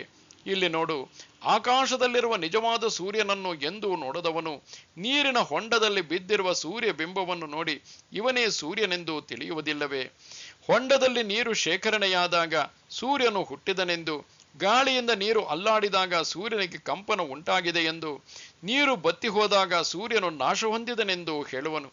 ಮಲಗಿದವನು ಎಚ್ಚರವಾಗುವವರೆಗೆ ಸ್ವಪ್ನವನ್ನು ನಿಜವೆಂದೇ ತಿಳಿದು ಹಗ್ಗವನ್ನು ಸರ್ಪವೆಂದು ಭಯಪಡುವನು. ಇದರಲ್ಲಿ ಅಚ್ಚರಿ ಏನಿದೆ? ಕಾಮಾಲೆ ರೋಗ ಬಂದಾಗ ಚಂದ್ರನು ಹಳದಿಯಾಗಿ ಕಾಣುವನು. ಮರೀಚಿಕೆಗೆ ಮೃಗಗಳು ಮರುಳಾಗದೆ ಬೇರೆ ಯಾರಾಗಬೇಕು? ಅದರಂತೆ ಶಾಸ್ತ್ರ ಮತ್ತು ಗುರುಗಳ ಹೆಸರಿನ ಗಾಳಿಯು ತನಗೆ ಸೋಂಕಲು ಬಿಡದವನು ಮೂರ್ಖತನದ ಬಲದಿಂದಲೇ ಬದುಕಿರುವನು. ಮೋಡಗಳು ಚಲಿಸಿದಾಗ ಚಂದ್ರನು ಚಲಿಸುತ್ತಿರುವನೆಂದು ನರಿಗಳು ತಿಳಿಯುವಂತೆಯೇ ಅವನು ದೇಹವೇ ಆತ್ಮನಾಗಿರುವನು ಎಂಬ ದೃಷ್ಟಿಯಿಂದ ಆತ್ಮನಿಗೆ ದೇಹರೂಪಿ ಮುಸುಕನ್ನು ಹಾಕಿರುವನು. ಅರ್ಜುನನೇ, ಅವನ ಇಂತಹ ತಿಳುವಳಿಕೆಯಿಂದ ದೇಹರೂಪವಾದ ಕಾರಾಗೃಹದಲ್ಲಿ ಕರ್ಮದ ಬಲವಾದ ಗಂಟಿನಿಂದ ಆತ್ಮನು ಬಂಧಿಸಲ್ಪಡುವನು. ಅಯ್ಯ ನೋಡು, ನಳಿಕೆಯ ಮೇಲೆ ಕುಳಿತಿರುವ ಗಿಳಿಯು ತಾನು ಬಂಧಿತನಾಗಿರುವೆನೆಂಬ ದೃಢವಾದ ಕಲ್ಪನೆಯಿಂದ ತನ್ನ ಕಾಲುಗಳಿಂದ ನಳಿಕೆಯನ್ನು ಬಿಡುವುದೇ ಇಲ್ಲ. ಆದ್ದರಿಂದ ನಿರ್ಮಲವಾದ ಆತ್ಮಸ್ವರೂಪದಲ್ಲಿ ದೇಹವು ಮಾಡಿದ ಕರ್ಮವನ್ನು ಆರೋಪಿಸುವವನು ಕೋಟಿ ಕಲ್ಪಗಳವರೆಗೆ ಕರ್ಮಗಳಲ್ಲೇ ಸಿಕ್ಕಿಕೊಳ್ಳುವನು. ಕರ್ಮಗಳನ್ನು ಮಾಡುತ್ತಿದ್ದರೂ ಆತ್ಮನಿಗೆ ಕರ್ಮದ ಸ್ಪರ್ಶವೂ ಆಗುವುದಿಲ್ಲ. ಸಮುದ್ರದಲ್ಲೇ ಇರುವ ಒಡವಾಗ್ನಿಯನ್ನು ಸಮುದ್ರವು ಸ್ಪರ್ಶಿಸದಂತೆ ಅಲಿಪ್ತ ಭಾವದಿಂದ ಕರ್ಮಗಳನ್ನು ಮಾಡುತ್ತಿರುವವನನ್ನು ನಿಜವಾಗಿ ಹೇಗೆ ಗುರುತಿಸಬೇಕು ಎಂಬುದನ್ನು ನಿನಗೆ ಹೇಳುವೆನು. ಮುಕ್ತನ ಸ್ವರೂಪದ ಕುರಿತು ವಿಚಾರ ಮಾಡತೊಡಗಿದರೆ ಸ್ವಾಭಾವಿಕವಾಗಿರುವ ತನ್ನ ಮುಕ್ತತೆಯು ಪ್ರಾಪ್ತವಾಗುವುದು. ಕತ್ತಲಲ್ಲಿ ದೀಪದ ಪ್ರಕಾಶದಿಂದ ನೋಡಿದರೆ ತನ್ನ ವಸ್ತುವು ಕಾಣಿಸುವುದು, ಅಥವಾ ಕನ್ನಡಿಯನ್ನು ಸ್ವಚ್ಛಗೊಳಿಸಿದಾಗ ಅದರಲ್ಲಿ ತನ್ನ ಪ್ರತಿಬಿಂಬವು ಗೋಚರಿಸುವುದು. ಉಪ್ಪನ್ನು ನೀರಿಗೆ ಹಾಕಿದಾಗ ಕರಗಿ ನೀರಾಗುತ್ತದೆ. ಹೆಚ್ಚೇನು, ಪ್ರತಿಬಿಂಬವೇ ತನ್ನ ಬಿಂಬವನ್ನು ನೋಡತೊಡಗಿದರೆ ಅದರ ನೋಡುವಿಕೆಯು ಹೊರಟು ಹೋಗಿ ಸಹಜ ಬಿಂಬವೇ ಆಗುತ್ತದೆ. ಹಾಗೆಯೇ ಸಂತರ ಸ್ಥಿತಿಯನ್ನು ವಿಚಾರ ಮಾಡಿದರೆ ಕಳೆದು ಹೋದ ತನ್ನ ಸ್ವರೂಪವು ತನಗೆ ದೊರೆಯುವುದು. ಆದ್ದರಿಂದ ಸಂತರ ವರ್ಣನೆಯನ್ನು ಯಾವಾಗಲೂ ಮಾಡಬೇಕು, ಕೇಳಬೇಕು. ಆದರೆ ಚರ್ಮಚಕ್ಷುವಿನ ಚರ್ಮದಿಂದ ನಿಜವಾದ ದೃಷ್ಟಿಯು ಲೋಪವಾಗುವುದಿಲ್ಲ. ಹಾಗೆಯೇ ಕರ್ಮ ಮಾಡುತ್ತಿದ್ದರೂ ಕರ್ಮದ ಒಳಿತು ಕೆಡುಕು ಪರಿಣಾಮದಿಂದ ಲಿಪ್ತನಾಗದವನು ಕರ್ಮಾತೀತನಾಗಿರುವನು. ಅವನ ಲಕ್ಷಣಗಳನ್ನು ಯುಕ್ತಿಯಿಂದ ಕೈಯೆತ್ತಿ ನಿನಗೆ ಹೇಳುವೆನು. ಯಸ್ಯ ನಾಹಂಕೃತೋ ಭಾವಃ ಬುದ್ಧಿರ್ಯಸ್ಯ ನ ಲಿಪ್ಯತೆ ಹತ್ವಾಪಿ ಸ ಇಮಾನ್ ಲೋಕಾನ್ ನ ಹಂತಿ ನ ನಿಬಧ್ಯತೆ. ಯಾವ ಪುರುಷನ ಅಂತಃಕರಣದಲ್ಲಿ ನಾನು ಕರ್ತ ಆಗಿದ್ದೇನೆ ಎನ್ನುವ ಭಾವ ಇರುವುದಿಲ್ಲವೋ, ಹಾಗೂ ಯಾರ ಬುದ್ಧಿಯು ಸಾಂಸಾರಿಕ ಪದಾರ್ಥಗಳಲ್ಲಿ ಮತ್ತು ಕರ್ಮಗಳಲ್ಲಿ ಅಂಟಿಕೊಳ್ಳುವುದಿಲ್ಲವೋ, ಆ ಪುರುಷರು ಈ ಎಲ್ಲ ಜನರನ್ನು ಕೊಂದರೂ ಸಹ ವಾಸ್ತವವಾಗಿ ಕೊಲ್ಲುವುದೂ ಇಲ್ಲ ಮತ್ತು ಪಾಪದಿಂದ ಬಂಧಿತನಾಗುವುದೂ ಇಲ್ಲ. ಪ್ರಬುದ್ಧನಾದ ಅರ್ಜುನನೇ, ಅಜ್ಞಾನದ ನಿದ್ದೆಯಲ್ಲಿ ವಿಶ್ವರೂಪಿ ಸ್ವಪ್ನದ ಅನುಭವಗಳನ್ನು ಅನೇಕ ವರ್ಷಗಳಿಂದ ಪಡೆಯುತ್ತಿದ್ದವನು ತತ್ವಮಸಿ ಮಹಾವಾಕ್ಯವು ಕಿವಿಗೆ ಬಿದ್ದು ಗುರುಕೃಪೆಯ ಬಲದಿಂದ ತಲೆಯ ಮೇಲೆ ಕೈಯನ್ನಿಡದೆ ಕೇವಲ ಚಪ್ಪರಿಸಿ ಎಚ್ಚರಗೊಂಡಿರುವನು.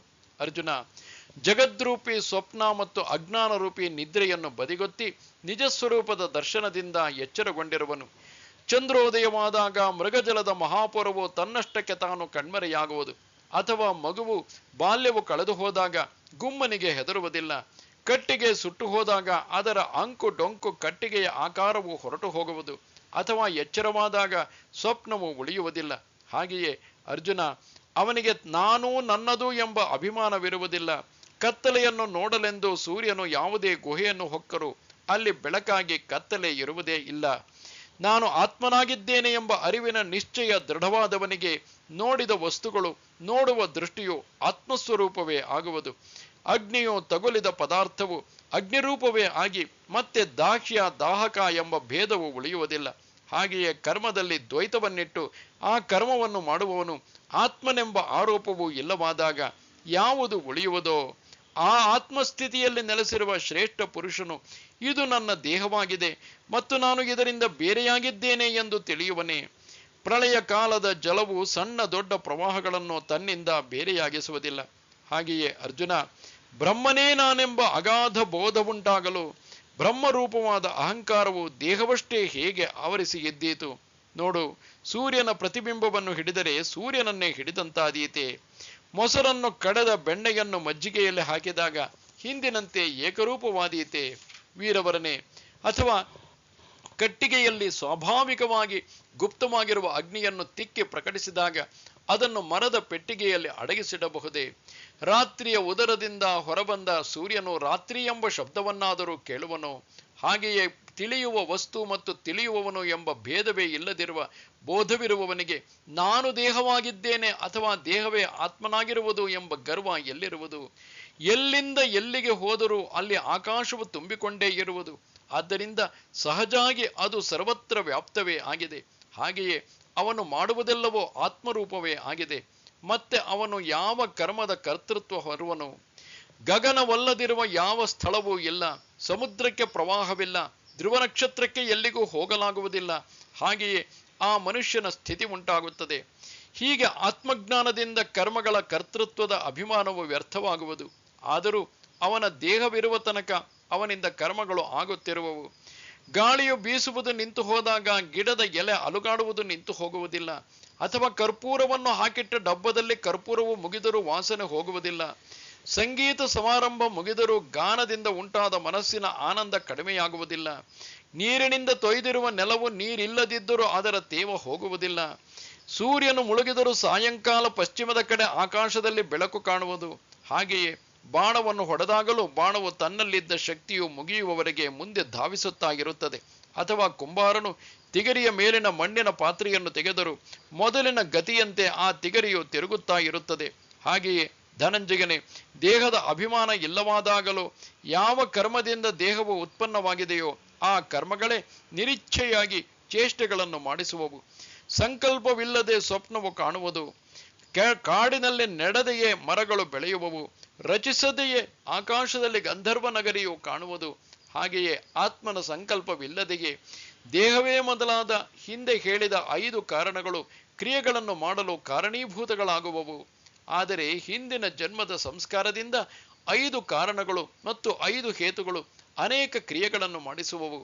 ಕರ್ಮಗಳಲ್ಲಿ ಮತ್ತೆ ಜಗತ್ತಿನ ಸಂಹಾರವಾಗಲಿ ಅಥವಾ ಹೊಸ ಜಗತ್ತು ಉತ್ಪನ್ನವಾಗಲಿ ಅಥವಾ ಆದರೆ ಕಮಲಗಳು ಒಣಗುವುದಿರಲಿ ವಿಕಸಿತವಾಗುವುದಿರಲಿ, ಇವೆರಡೂ ಪರಿಣಾಮಗಳು ಸೂರ್ಯನಿಗೆ ತಿಳಿದಿರುವುದಿಲ್ಲ. ಅಥವಾ ಆಕಾಶದಿಂದ ಸಿಡಿಲು ಬಿದ್ದು ಭೂಮಿಯು ಬಿರಿದು ತುಂಡು ತುಂಡಾಗಲಿ, ಇಲ್ಲವೇ ಮಳೆಯಾಗಿ ಭೂಮಿಯ ಹಚ್ಚ ಹಸುರಾಗಲಿ, ಆದರೆ ಇವೆರಡನ್ನೂ ಆಕಾಶವು ಹೇಗೆ ಅರಿಯದೋ ಹಾಗೆಯೇ ಅವನು ದೇಹಾಭಿಮಾನವಿಲ್ಲದೆ ದೇಹದಲ್ಲೇ ವಾಸಿಸುವನು. ನಿದ್ದೆಯಿಂದ ಎಚ್ಚರಗೊಂಡವನು ಸ್ವಪ್ನವನ್ನು ನೋಡುವುದಿಲ್ಲ. ಹಾಗೆಯೇ ದೇಹಾದಿಗಳಿಂದ ಸೃಷ್ಟಿಯು ಉದ್ಭವಿಸಲಿ ಲಯ ಹೊಂದಲಿ, ಆದರೂ ಅವನು ತಿಳಿಯುವುದಿಲ್ಲ. ಹೀಗಿದ್ದರೂ ಈತನು ದೇಹಿಯಾಗಿರುವಂತೆ ಚರ್ಮಚಕ್ಷುವಿಗೆ ಕಾಣುವನು. ಅವನೇ ಕರ್ಮ ಮಾಡುವವನು ಎಂದು ತಿಳಿಯುವರು. ಅಥವಾ ಹುಲ್ಲಿನ ಗೊಂಬೆಯನ್ನು ಮಾಡಿ ಹೊಲದಲ್ಲಿ ನಿಲ್ಲಿಸಿದಾಗ ನರಿಯು ಅದನ್ನು ಹೊಲ ಕಾಯುವವನೋ ಎಂದು ತಿಳಿಯುವುದಿಲ್ಲವೇ? ಹುಚ್ಚನಾದವನು ಬಟ್ಟೆಯನ್ನು ಧರಿಸಿರುವನೋ ಬತ್ತಲೆಯಾಗಿರುವನೋ ಇದನ್ನು ಜನರೇ ತಿಳಿಯಬೇಕು. ಇಲ್ಲವೇ ರಣರಂಗದಲ್ಲಿ ಬಿದ್ದ ವೀರನ ಗಾಯಗಳನ್ನು ಬೇರೆಯವರೇ ಎಣಿಸಬೇಕಾಗುತ್ತದೆ. ಅಥವಾ ಸತಿ ಹೋಗುವವಳಿಗೆ ಸೌಭಾಗ್ಯ ಅಲಂಕಾರಗಳನ್ನು ಬೇರೆಯವರು ಮಾಡಬೇಕಾಗುತ್ತದೆ. ಆಕೆಗೆ ಅಗ್ನಿಯಾಗಲಿ ಜನರಾಗಲಿ ಕಾಣುವುದೇ ಇಲ್ಲ. ಆಕೆಗೆ ದೇಹ ಭಾನವೇ ಇರುವುದಿಲ್ಲ. ಪತಿಯ ಸ್ವರೂಪದಲ್ಲೇ ತಲ್ಲೀನಳಾಗಿರುವಳು. ಹಾಗೆಯೇ ಆತ್ಮಸ್ವರೂಪ ಜ್ಞಾನದಿಂದ ದೃಶ್ಯ ಸಹಿತ ದೃಷ್ಟ ನಾಶವಾದಾಗ ಇಂದ್ರಿಯ ಸಮುದಾಯವು ಏನು ಕರ್ಮ ಮಾಡುತ್ತಿದೆ ಎಂಬುದು ಅರಿಯುವುದೇ ಇಲ್ಲ. ಸಮುದ್ರ ತೀರದಲ್ಲಿನ ಜನರಿಗೆ ದೊಡ್ಡ ಅಲೆಗಳು ಸಣ್ಣ ಅಲೆಗಳನ್ನು ನುಂಗಿ ಹಾಕಿದವು ಎಂದು ಅನಿಸುವುದು.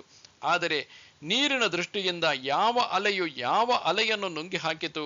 ಹಾಗೆಯೇ ಆತ್ಮಸ್ವರೂಪವನ್ನು ಹೊಂದಿದವನಿಗೆ ಕರ್ಮವನ್ನು ಮಾಡಬೇಕೆಂಬ ದ್ವೈತ ಭಾವ ಇರುವುದಿಲ್ಲ.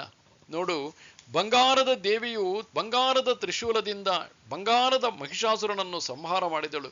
ಭಕ್ತರ ದೃಷ್ಟಿಯಿಂದ ಇವೆಲ್ಲವೂ ನಿಜವಾಗಿ ಕಂಡರು. ಬಂಗಾರದ ದೃಷ್ಟಿಯಿಂದ ದೇವಿ, ತ್ರಿಶೂಲ, ಮಹಿಷಾಸುರ ಎಲ್ಲವೂ ಚಿನ್ನವೇ ಆಗಿರುವುದು. ಗೋಡೆಯ ಮೇಲೆ ಬರೆದ ಚಿತ್ರದಲ್ಲಿ ಸರೋವರ ಮತ್ತು ಅಗ್ನಿಕುಂಡ ಇವುಗಳ ಭೇದ ನೋಡುವವನಿಗೆ ಮಾತ್ರ ಇರುತ್ತದೆ.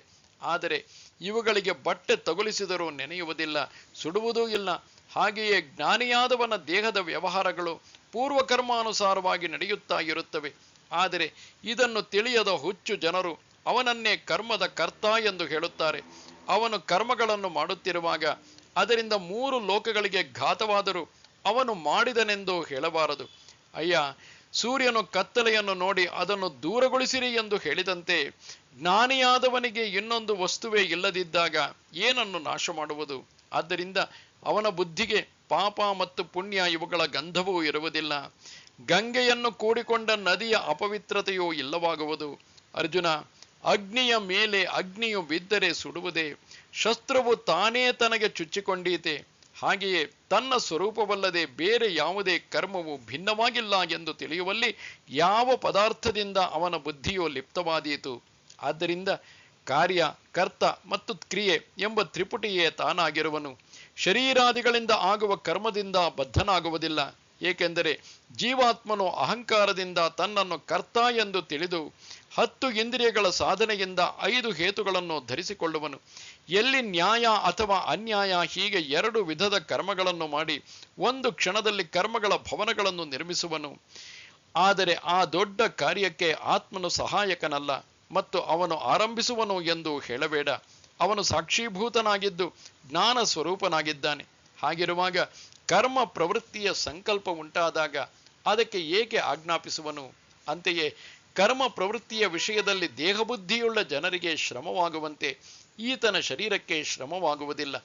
ಆದ್ದರಿಂದ ಕೇವಲ ಶುದ್ಧ ಆತ್ಮಸ್ವರೂಪನಾದವನಿಗೆ ಈ ಕರ್ಮಗಳು ಸೆರೆಮನೆಯಾಗಿರುವುದಿಲ್ಲ.